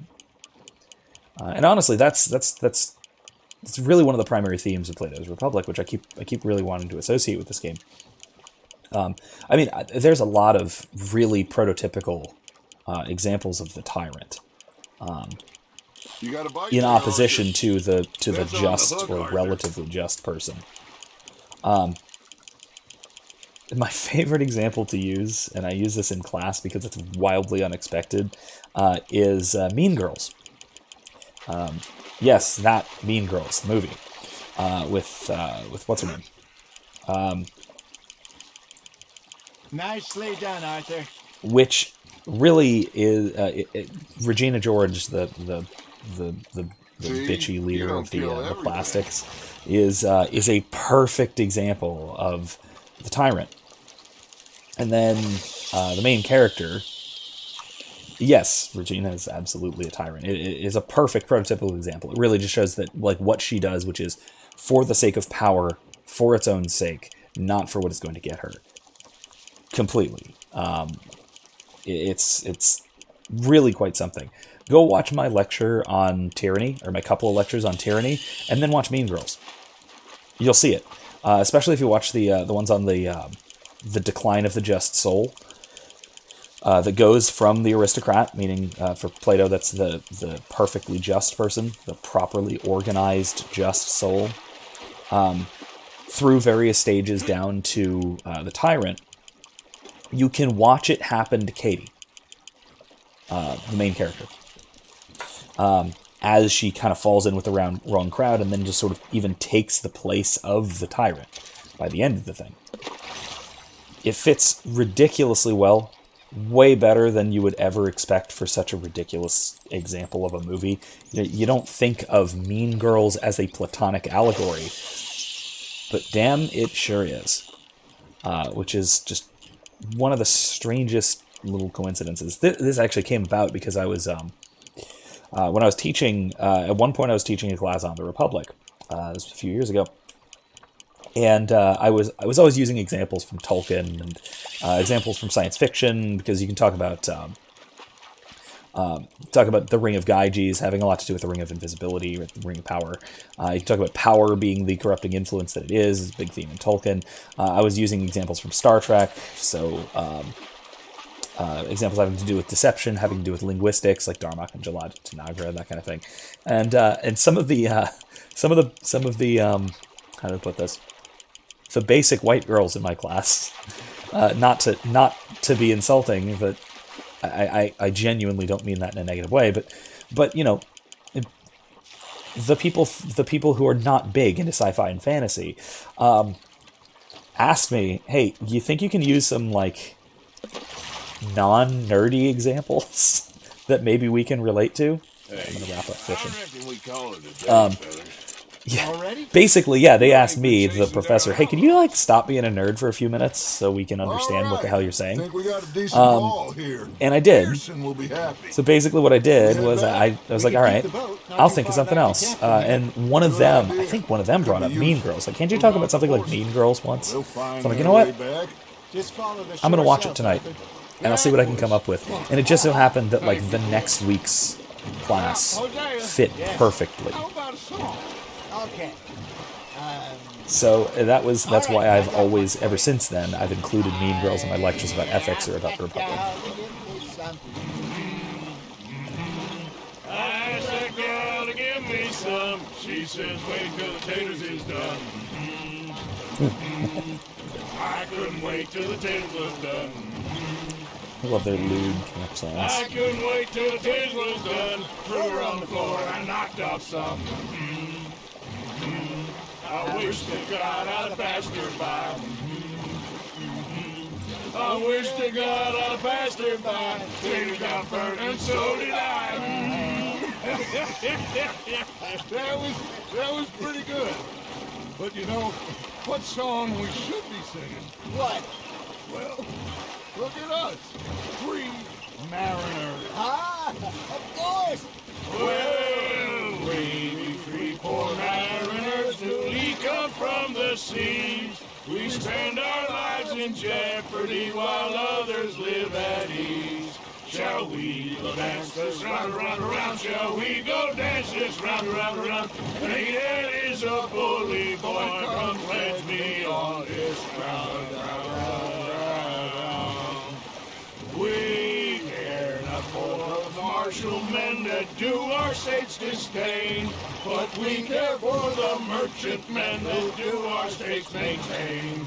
To them we dance this round, around, around. To them we dance this round, around, around. And he is a bully boy, come pledge me on this ground, ground, ground, ground, ground, ground, ground. Oh, bravo! Bravo! Well, you know, we should not let the folks back at camp think that we had too much fun. Indeed not. Pearson gonna be mad that I brought back literally no fish because I threw them all back in the lake. No, this ain't ring dang do. That was at night. That was at the that was around the campfire kind of thing, I guess. That is one of my favorite lewd campfire songs, though. All right.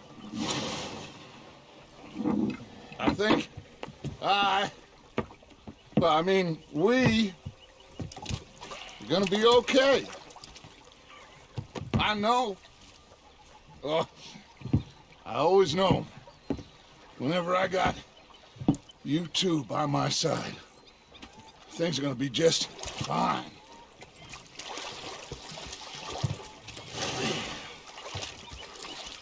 This place will be good for us. For now, anyway. I hope so.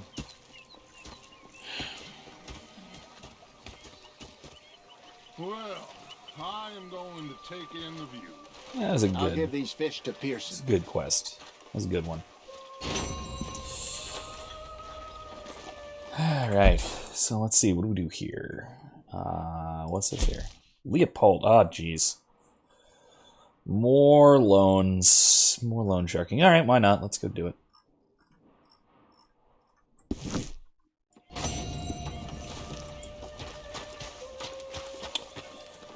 All right. Arthur, how you been? I've been real worried. What do you want? Don't be like that. Just a few bucks. I'm short. Get lost. Oh boy. Well, I'll go try someone with a heart. You do that.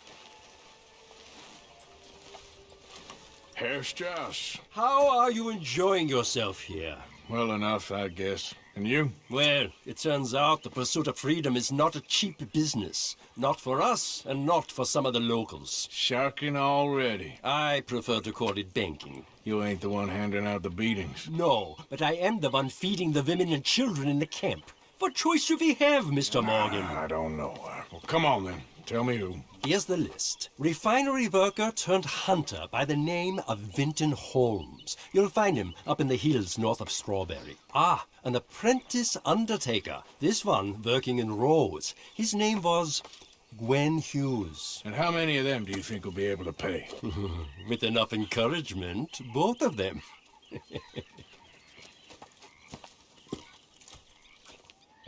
All right, so maybe it was the lighting angle, but the ambient occlusion on his nose was super freaking me out. Uncle, don't be mean to Uncle. He has a condition. His lumbago is very serious. I can't take that seriously. Let's see. What's a good one? Summer Gunslinger is good for around here. Let's put that on the horse. Yeah? Wait, what do I have on the horse? Oh, let's take this one off and put that one on. Nah. Nah. Eh.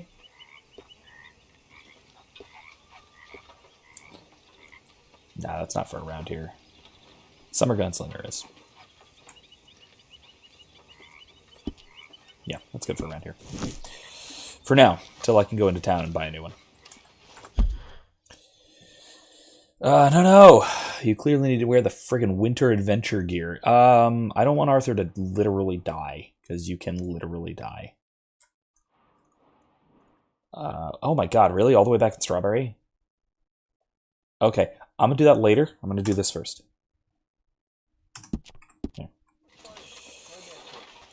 I guess at some point I will go all the way back to Strawberry, but not just yet.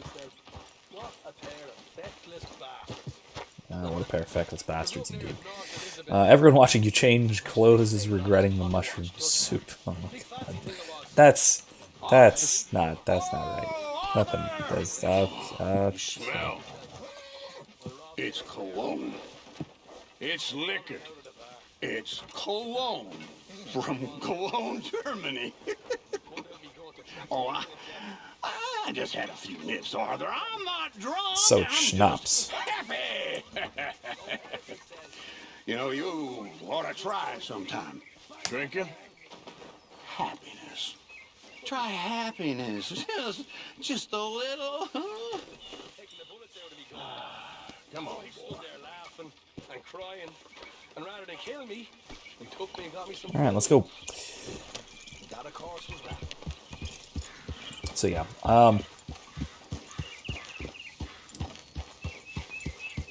which way am I supposed to go here?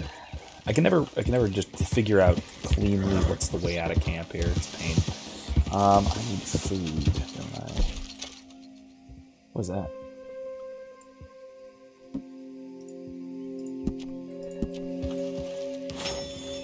Somebody wants to rob a house with me? Let's do that first.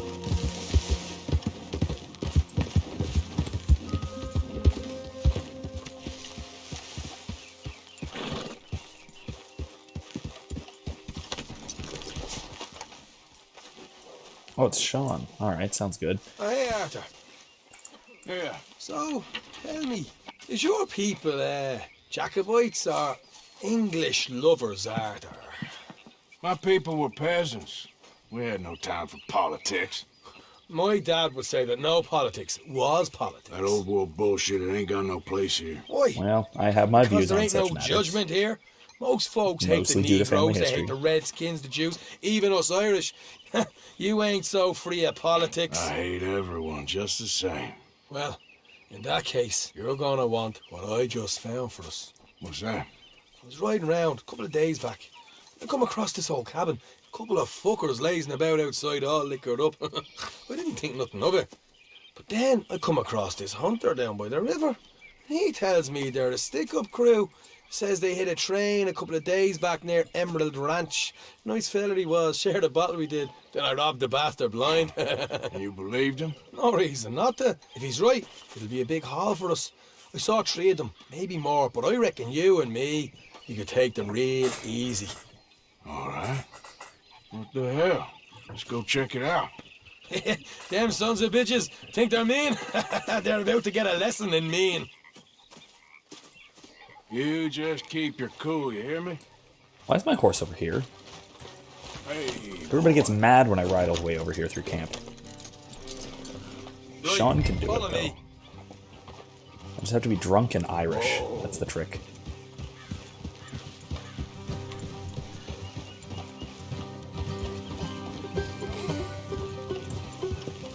Arthur's just a delightfully salty misanthrope whiskid, that's all. how far is this place? It's a bit of a ride, not too bad. Back up north a stretch, not far from the state line. All right. So, what were you doing riding around up there anyway? Sniffing around, looking for a take. I got a long nose for these things. Dutch has always honoured us to get out there and bring in money, ain't he? And rightly so. I ain't like some of them others back there, sitting around waiting to be told. I go after it. I see you sitting around plenty. I mean, I don't need no coddling like the rest. Dutch knows my value to the cause, as from the moment I met him. You tried to kill him, if I remember the story right. And he kept me around, didn't he? He saw something in me. He said as much. I'm sure. Dutch is good at seeing things in people. And while we're talking about money, you are clear on how this works? We split half, other half goes to the gang. Dutch keeps all our savings hidden in a safe spot outside camp. Yeah, I know. How many times do you have to tell me? What's that box by his tent for, then? Camp funds, supplies, and the like. The fact you don't know that suggests you clearly ain't put much in it. I always pay me way, don't you worry. You're sure you scoped this place out right? Yes, see? That's why I wanted you along for this. You're still a doubter. I ain't just some dumb kid. I've lived a lifetime of shit already. And you sure don't keep it bottled up inside. What about that train job with the oil wagon? Made a good show in there, didn't I? You got knocked out. Ah, that's what you choose to remember. We got paid. We got out of there. Got knocked out in Blackwater, too, didn't you? No, that was bloody chaos. Did you get Running into the other horsemen is Mac? kind of the problem that I didn't see was him. mentioning I before lost your about boys at some point when he was getting out of cinematic town. camera. They Could have been an caught issue. up with Mac a couple of days after. Davy was finished by the time we got up the mountains. Jenny didn't even make it that far. Those bounty hunters strung me up. Beat me, pulled teeth, burned me feet. I didn't breathe a word about nothing, I swear. Good. And it's time folks stop giving Dutch a hard time about all that Blackwater business, if you ask me. The man's not a fortune teller. You can plan, you can use your head. But you never really know what you're walking into. Yep. Folks always want to blame someone when things go wrong. How far is it now? Not too much further. Better be worth it. Hey, you need this, Arthur. I don't even know what I'm hearing no more. You're out throwing lead with Sadie Adler, helping the law chase down criminals. I'm pulling you back on the rails here. Is that right? So, what's your plan? Oh no, All Arthur's right, turning nice left guy. away. We're nearly there. Hard left coming up. All right, it's going to be all right, good night, up Whiskey. ahead. See you next time. Up here, Morgan. All right.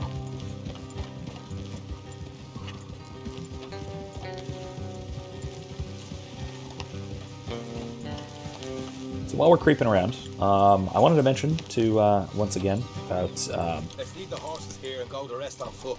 Don't want them to hear us coming. the auto shotgun. Yeah, sure, why not? Here, I'll deal with them. Let's make sure we keep one of them alive to tell us where they stashed the money. Hope you know what you're doing. All right, so so like I was saying about the free will determinism angle, there's this other perspective with primarily from Anselm, but then Scotus picks it up as well. It's primarily in Anselm's three philosophical dialogues and in more of Scotus's commentary, particularly on the fall of the devil, how they There's one on the outside. how they all work, This is good. how things sort of work together. Leave it to me. I'll do the talking. You hang back. Okay, I'll stay over here. But the big and interesting part about it is that he wants to point out that we are not exactly. It's not that we and God compete for action, right? It's still the same idea that he talks about with that Aquinas talks about, right? It's much closer to the Thomistic understanding, but. The contrast point is that it is more treated as a kind of interplay. Rather than being two separate layers, it's God offers and we accept. and because God offers and we accept, right, it is fully God's fault. Oh, okay, here we go. That's interesting. It's fully God's doing, but then also at the same time, it's fully our doing. Because if it is...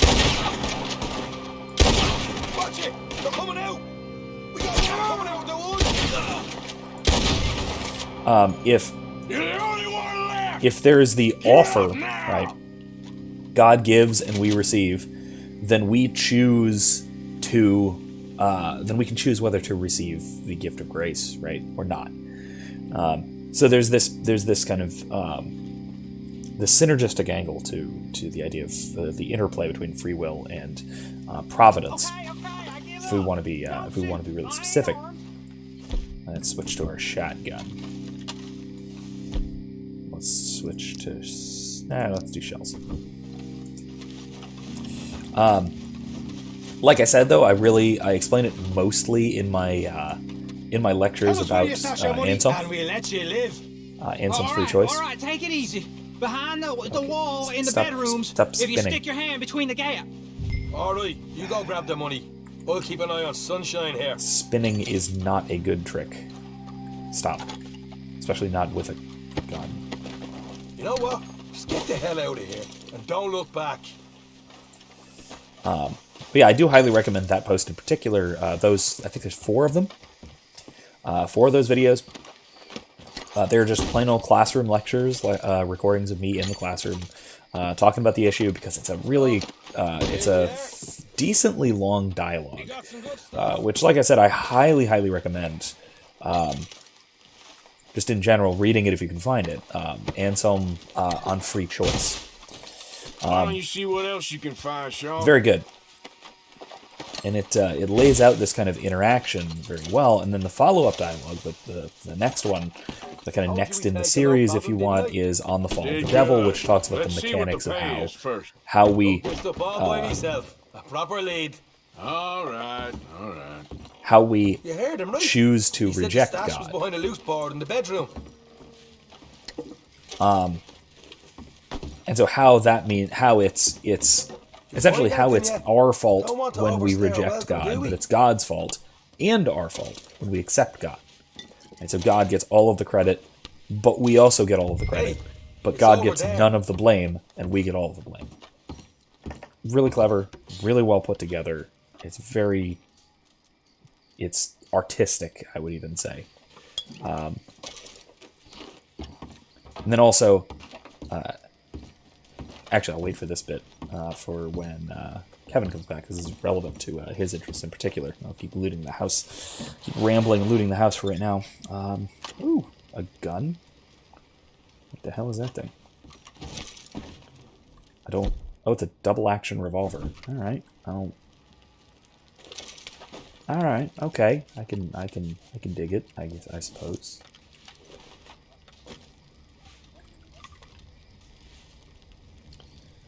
It's not my cup of tea, really, but all right. I really prefer the Schofield. Okay. What's this now?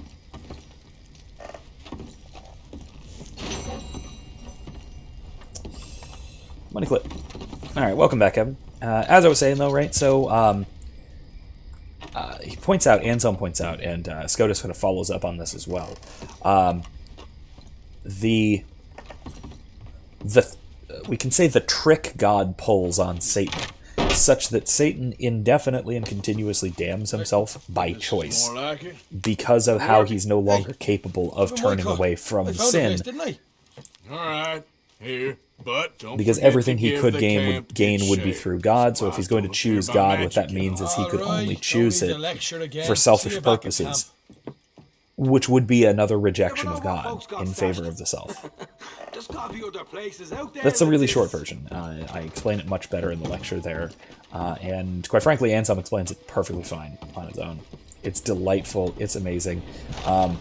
As the dialogue says, nothing could be more beautiful than, and something else, some other additional superlative. Nothing can be more beautiful than God pulling a sneaky like this on Satan, which is just so great.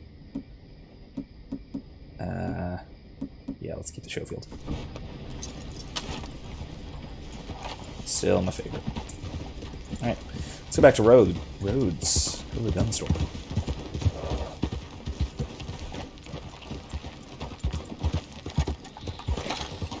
But I think that the main part of the theory that Anselm provides, that Scotus largely agrees with, is the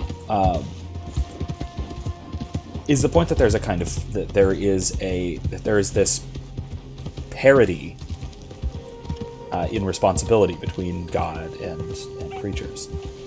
Kevin says, that's a terrifying thought. How easy would it be to get into that spot? Well, you have to be in hell. This is also Anselm's explanation for why and how hell is eternal and inescapable. You need to have lost literally everything. You need to have, in other words, you need to have thoroughly and completely rejected God. And have no new desires that one could find, right? Which is the other half of why hell is eternal and inescapable. Right?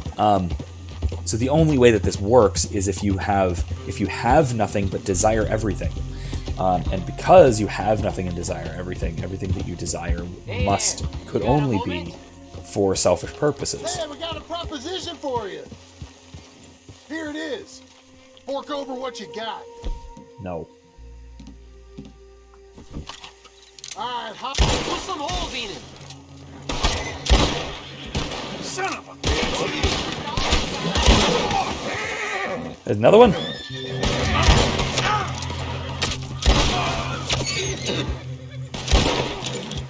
It's over for you. No, it's really not.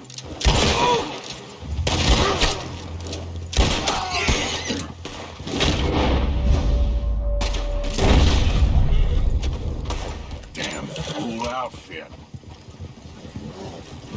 Oop, wait, I want that. Give me that carriage.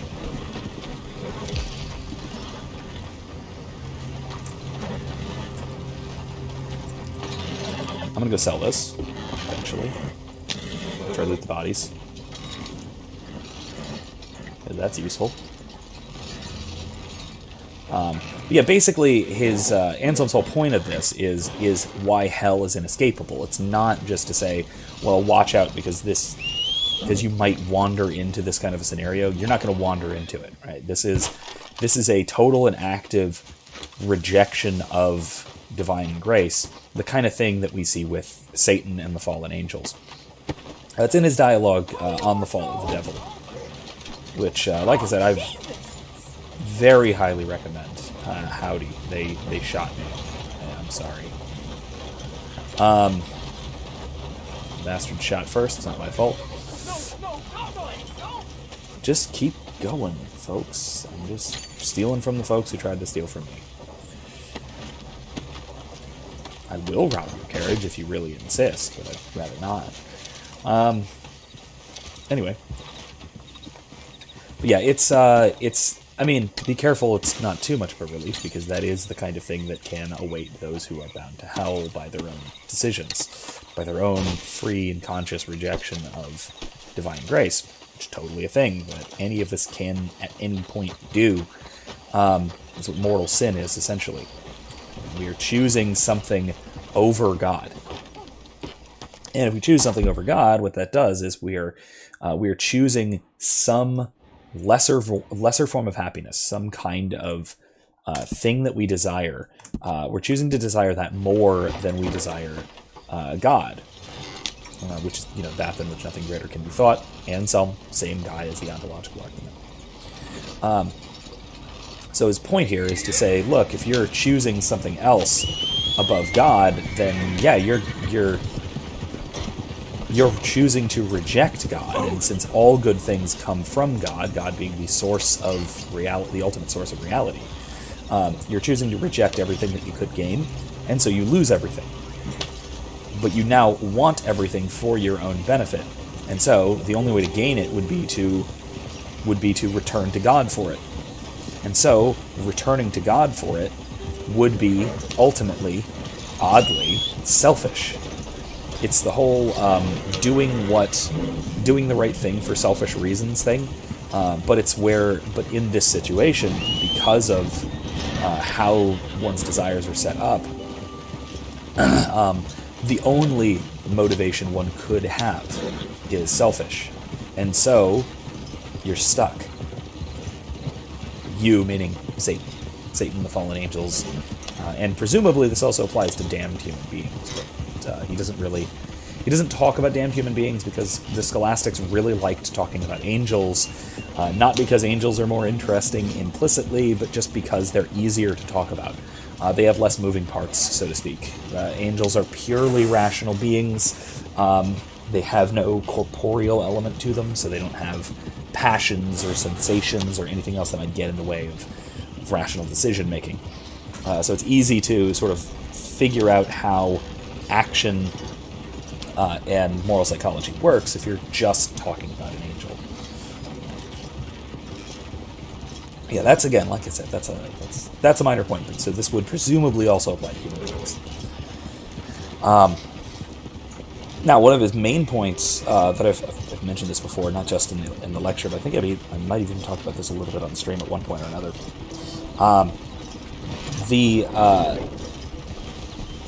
way that the interaction works, between divine providence and human will and human free will. I said that humans, that God offers and we accept.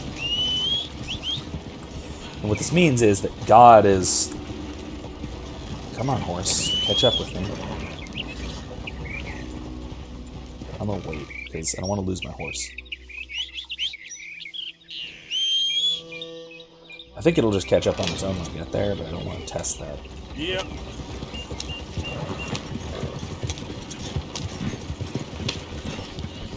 Let's go real fast. So, how it effectively works is, I said God offers and we can accept, right? So his major distinction in that dialogue and on freedom of choice is he wants to ask, all right, when you do not receive something, is it because it was not given, or was it not given because you didn't receive it? And he wants to say that it's the latter, at least with respect to grace. Satan doesn't receive the gift of grace, but it's not because God does not give it to him.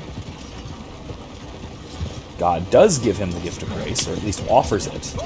Well, God offers the gift of grace, does not give it to him. Horse is out of range. Darn it. I lost my horse. Should have known.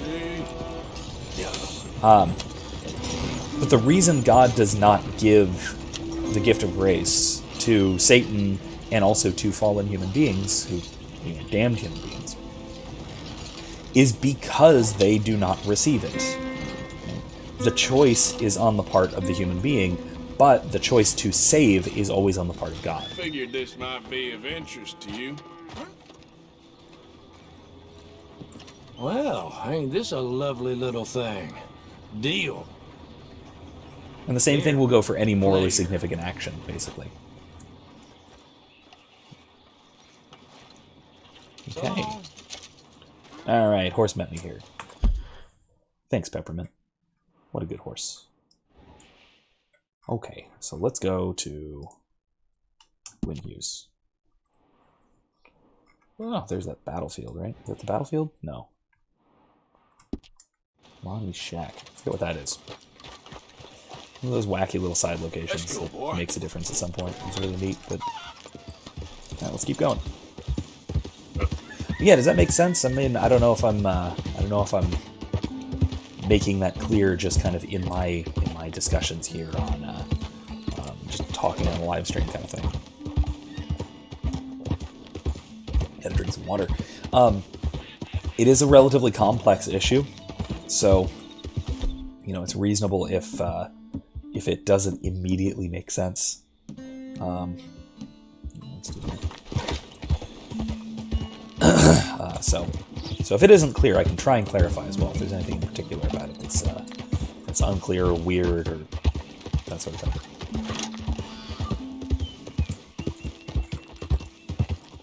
Oh, trying to say howdy. Yeah. Clearer. That's good. That's good. Like I said, if you want a more robust treatment of it, read the text, or watch my lectures on it. Now, I say read the text. I will note that there are a few translations of it around. One of them's by Jasper Hopkins, which is meh. Hey, partner. It's passable. It works. But they're classicists. And classicists and philosophers have a bit of a professional rivalry, in a sense. What the hell was that? Oh, snakebite guy. You okay, mister?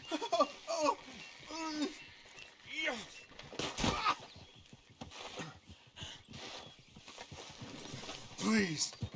I've been bitten by a snake. I need medicine. Drink this. You need It'll help. Suck them. Kevin says the councils do call it a mystery to an extent. Yeah, that's true. Thank you. Then again, we are Western and not so much Eastern, and so mysteries are meant to be solved, not to just sort of sit there and stare at us. Got that right. Hopefully, I could repay you someday. Now. Yeah. That's it's funny. That is one of my biggest qualms with sort of Eastern theological sensibilities. No more. Eastern meaning, like, broadly speaking, Orthodox and Eastern Catholic and all of that, right? That sort of tradition is they are way too comfortable with mystery. And of course, they would rightly say that we Westerners are way too uncomfortable with mystery, and that's perfectly fair, honestly. But yeah, I'm not exactly comfortable with just a mystery sitting there. And if there's anything I can do to demystify it, I will. So long as it's not presumptive, and it doesn't turn out to be blasphemous or anything like that. But yeah, I will always do everything I can to make. I can't say howdy. He won't let me say hi. It's unfortunate. Yeah, says well. Yep, it's ingrained in the need to know. Kevin says, yeah, absolutely. I'm very much that sort of. I very much have that sort of sensibility, and I've made that comment before, even in dialogue with our Eastern brothers and sisters, so to speak. Most commonly, I think, in my video with where I responded to Jonathan Pajot, who was great and he's brilliant. And I was talking about him last night, actually. Some of the stuff that he pointed out, which just is mind blowing. If you, in terms of symbolism that you see in Scripture that winds up being instantiated in reality and all that kind of stuff, brilliant. But he's very Eastern in his sensibilities and winds up being very friendly to mystery, way more than I would. Air is free for you? What? Don't want any trouble. Just passing through. You look like you might need a few smacks to set you straight. You threatening me, you pissant? Stupid bastard's got a problem with authority.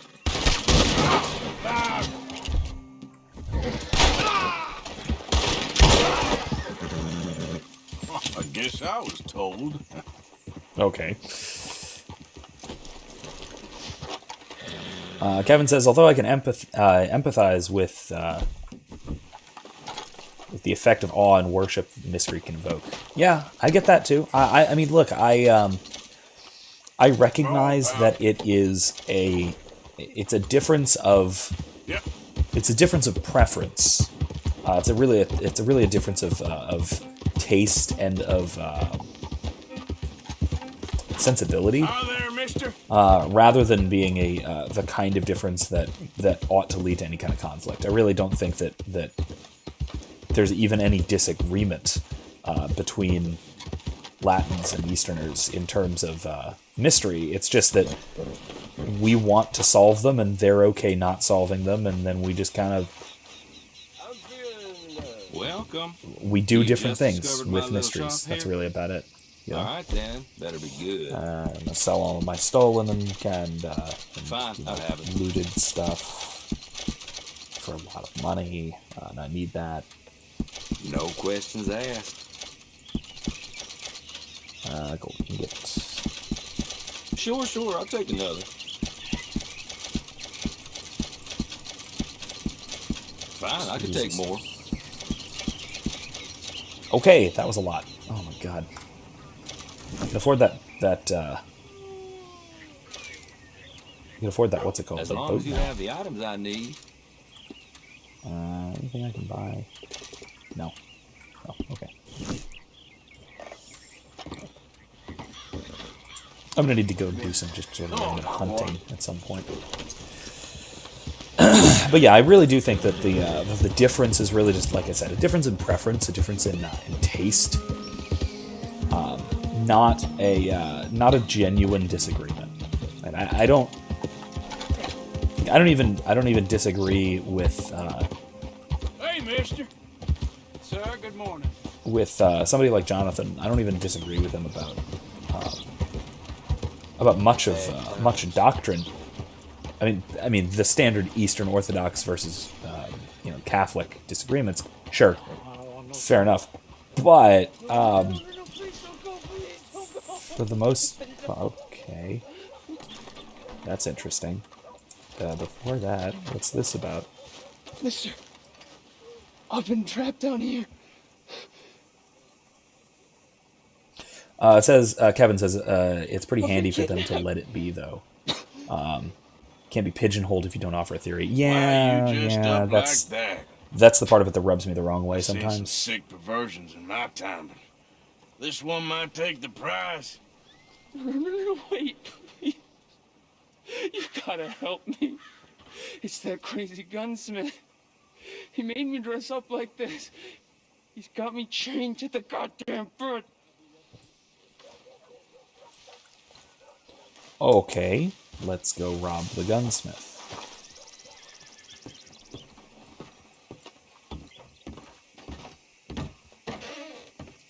Why, hello. Don't think I've seen you before. Actually, you know what? Let's first customize all of our guns. Yeah, how about that first? Let's see. Schofield. I think I already have everything for this, but Well, I'm if not that gun ain't shining, glad you take care of what's yours. Hey, Yeah, I you know did. that gun could use a few choice parts. Really make us sing. This is the new one. That gun seems to be well taken care of. I can improve the accuracy of that. So let's you know. buy everything we can from this guy, give him a whole bunch of money, and then free the guy chained up in his basement, dressed up in a sailor suit. Great. Or whatever that was. Lancaster, I think I already did this one, but let's make sure. Looks like you're taking care of that weapon. Good to see. Yeah, so what to the point Kevin was making, right? That you can't be pigeonholed if you don't give a solid theory. Yeah, I have some significant problems with that. Weapons only as good as its stock. It's Got honestly some fine ones it's a cut large just for problem it. you see in political discourse as well. In a lot of Looks like you're taking care of that yeah, weapon. I mean, Good in a to lot see. of I can rifle the broadly barrel for speaking, you if you'd like. the sort of leftist rhetoric that you see, the kind of the kinds that are very prone to things like That's a Martin wise Bailey investment. fallacies and things like that. So, not again a particular. That's it. A particular strain within the sort of radical political left. I don't even know if radical political left, but in general, though, right? So I'm the not suspicious about the new faces in town. Rhodes is welcoming, to be sure, but we can't Sure just you're let old types suspicious. have their way. oh well, you're that sort of fella. Nah, I don't dual wield really. Have it. Litchfield. Ooh, I can't buy it for whatever reason. I love this one. That's a great one. But But yeah, it's a big problem with I say a lot of not a lot, but there are a good number of Orthodox thinkers who tend to who tend to avoid precision so that they can't be pinned down like that, you know? And it really, it kind of bugs me a bit. I need that. Yeah, I need that. I need that. Cool. It bugs me a bit because, I mean, folks like David Bentley Hart is a good example of a brilliant, brilliant thinker who is a bit of, who has problems with this sort of thing. Right? He tends to be relatively vague in a lot of cases. All right, I want to see what's in that basement of yours. Let's see what this is. Show me. Right now. Nothing no worse down there, I swear. Well, why don't I be the judge of that? Open it now! All right, all right. I ain't got nothing to hide.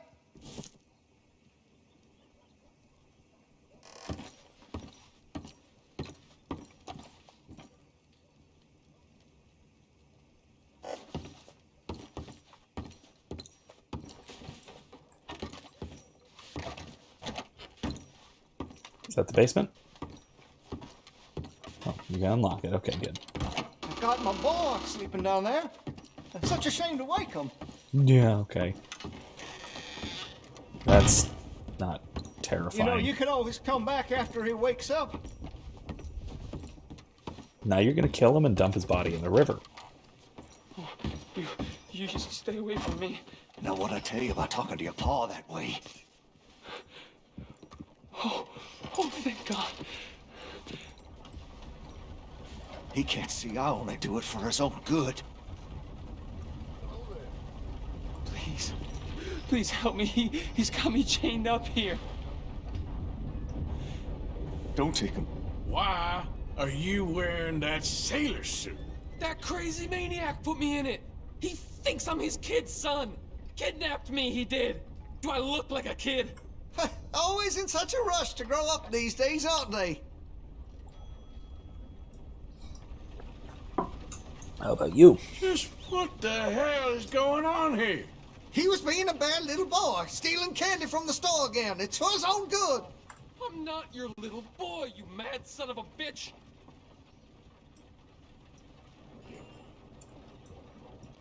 Oh, okay. Please, don't listen to that maniac. He ain't my father. I can't lose him. Not again.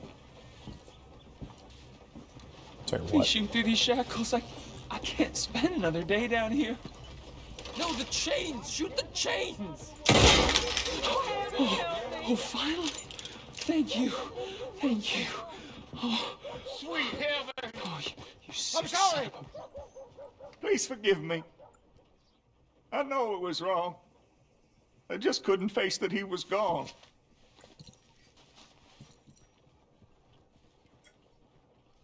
I was teaching Sammy how to hold the rifle proper out by the river. The recoil shot him backwards. He slipped into the river.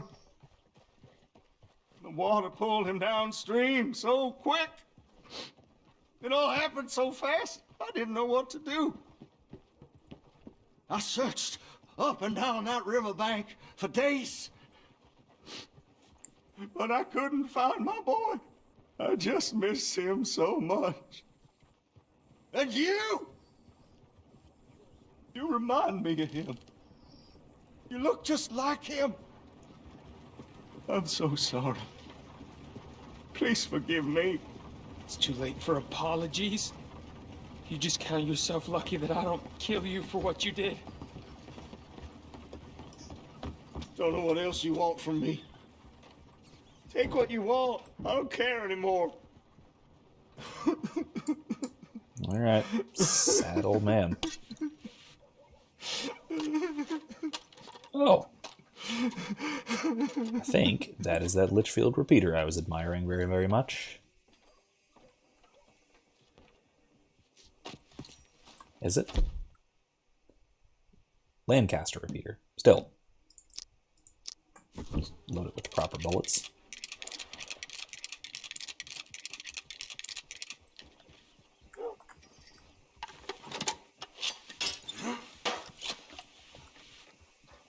Well.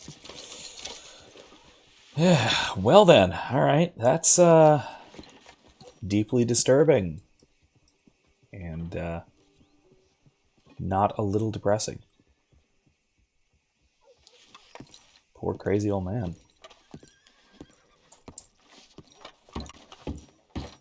I didn't know you could do this at this point. I thought this had to happen later. But, I mean, no one's looking.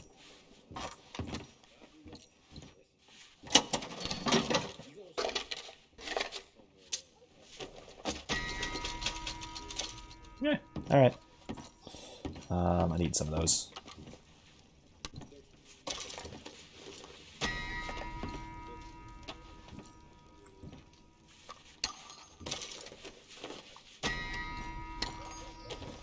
I don't need that high of honor, really, if I'm being really straightforward about it. Let's see, what else do I actually need? I don't actually need pistol cartridges at all.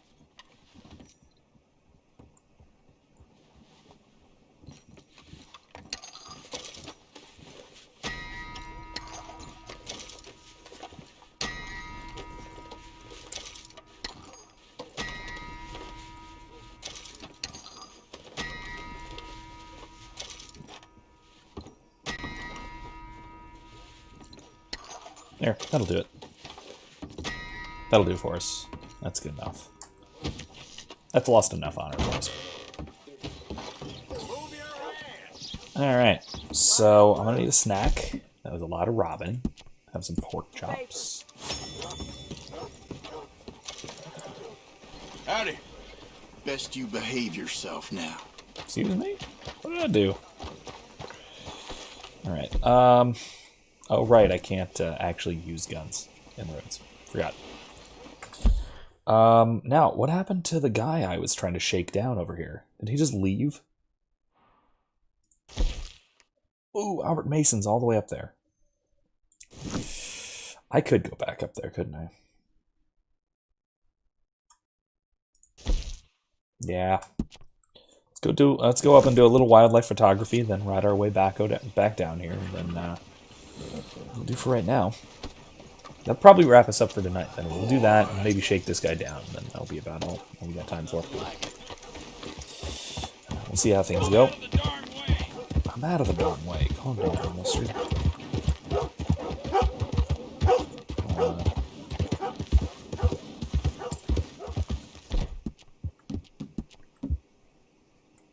I got some corn.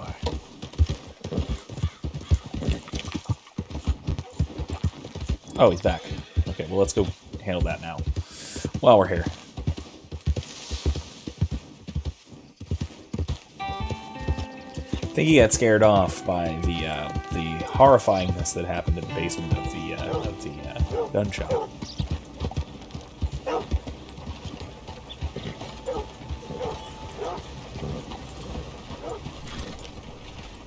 Come on, move already. I'm hitching my horse. Calm down, sir. Hold on. Hello. Hey there, partner. Morning. Still don't look quite right. Okay. Alright, let's go around back. See if he's back here.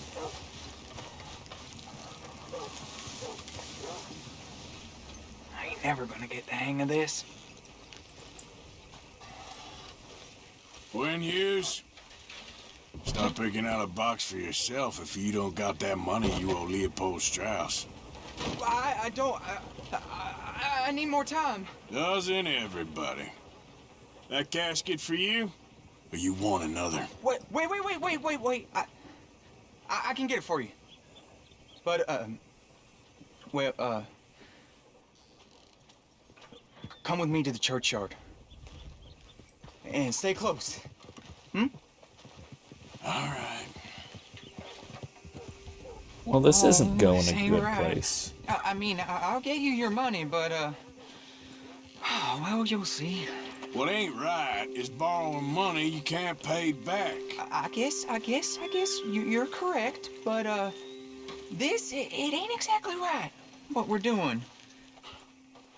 You ain't the first to put his hand in the collection box, and you won't be the last.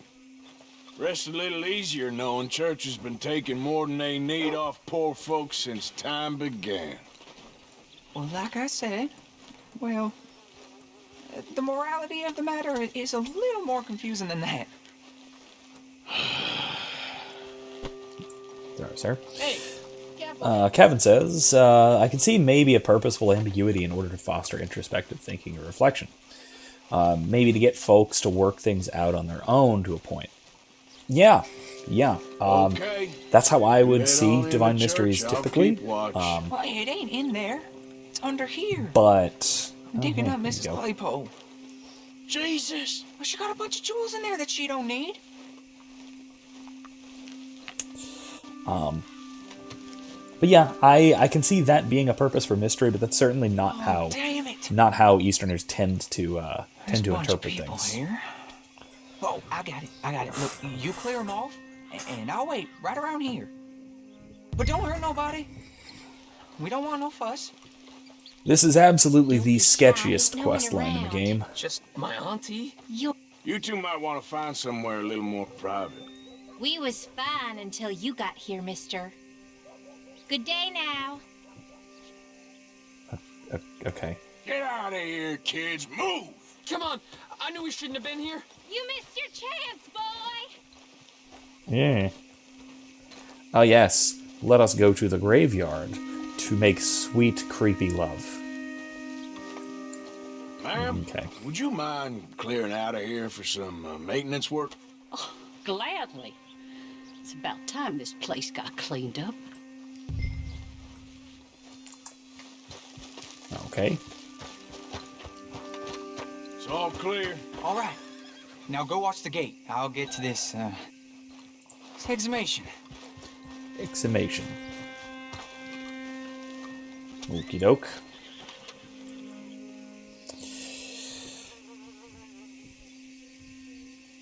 So, desecrating corpses. Indirectly. Yeah. We're certainly playing a part in the desecration of corpses, so, you know, there's certainly some culpability here. Oh, bye-bye, ma'am.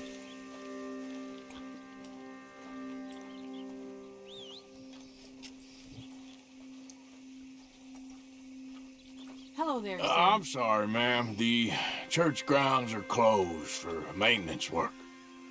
Well, it's about time, too. The place was in need of some care and attention. Okay, that worked. Yeah, certainly some culpability. Now, it's worth noting there are certainly ethical questions about grave robbing, which is what this effectively is, right? If you are, say, something like a strict materialist, burial goods are abandoned property, and that's all there is to it. You died, your relatives did not take, your next of kin did not take the things, and they left them in a particular place, and they do not intend to retake them. Hey, look, we're closed for some excavation work. Would you mind? No, I ain't gonna mind you at all. You carry on with your business, we'll carry on with ours. This fella. Oh, damn choir boy. Okay. Get the hell out of this churchyard. Are you boys gonna need yourselves a preacher? You hear this fella? I heard him all right. We're gonna lick you, bastard. Oh, jeez. You gonna get it.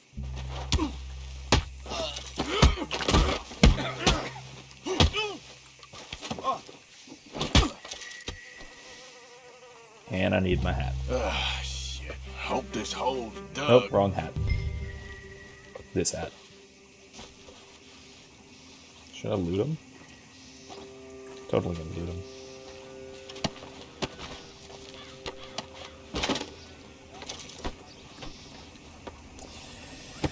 But yeah, On the other hand, though, properly speaking, if we are to have a respect for the dead, particularly if the dead survive in whatever form they survive, then we should treat consecrated grave sites seriously as sacred and as consecrated. What you find? She had a brooch here. It looks like diamonds. Well, okay. Well, this'll do. Now get out of here before someone sees you. Can't believe it's come to this. Well, yeah, ain't right at all. Desecrating sacred burial grounds, that sort of thing. Now, I wouldn't quite say stealing from the dead, because that's not quite a thing, really. Because again, dead people can't. It's hard to say dead people can own property, so to speak. But certainly disrespect of the dead insofar as we desecrate their Hello, burials, mister. desecrate their remains, that sort of thing. Horse brushes and medicine in the corner over there. If you're the sort who needs that kind of thing. Oh, that's the whole range. All right, let's go for clothing before we wrap up. See about new outfits. Let's try this one on. Oh, that's not bad. All right, let's see what else. Seen what you're after? The Chevalier, the Earl, the Gambler. I can't buy the Gambler for some reason. Ooh, I like the Chevalier. The Chevalier? Yeah, I kind of like that. I'll buy it. Always running out of that. And what about the Heartlands? Same thing without the coat. I'll buy it. Okay, I'm impressed. I like it. All right. This fits the town much better than what I was wearing before. All right. So that'll do. Okay. So I think I'm about to wrap it up here. Now that Arthur is newly well dressed. Eventually I'm probably going to need to shave. Going to do a few more quests up a ways, and next time we'll probably do some more around here. Do some more stuff in Rhodes. Get this feud going, because there's a lot of craziness going on around it. Oh, excuse me. That'll be for next time. So I'm looking forward to it. So hopefully you had a good time tonight. Hopefully we got some neat insights on a couple of interesting topics. So with that, I will see everybody next time. Have a good night.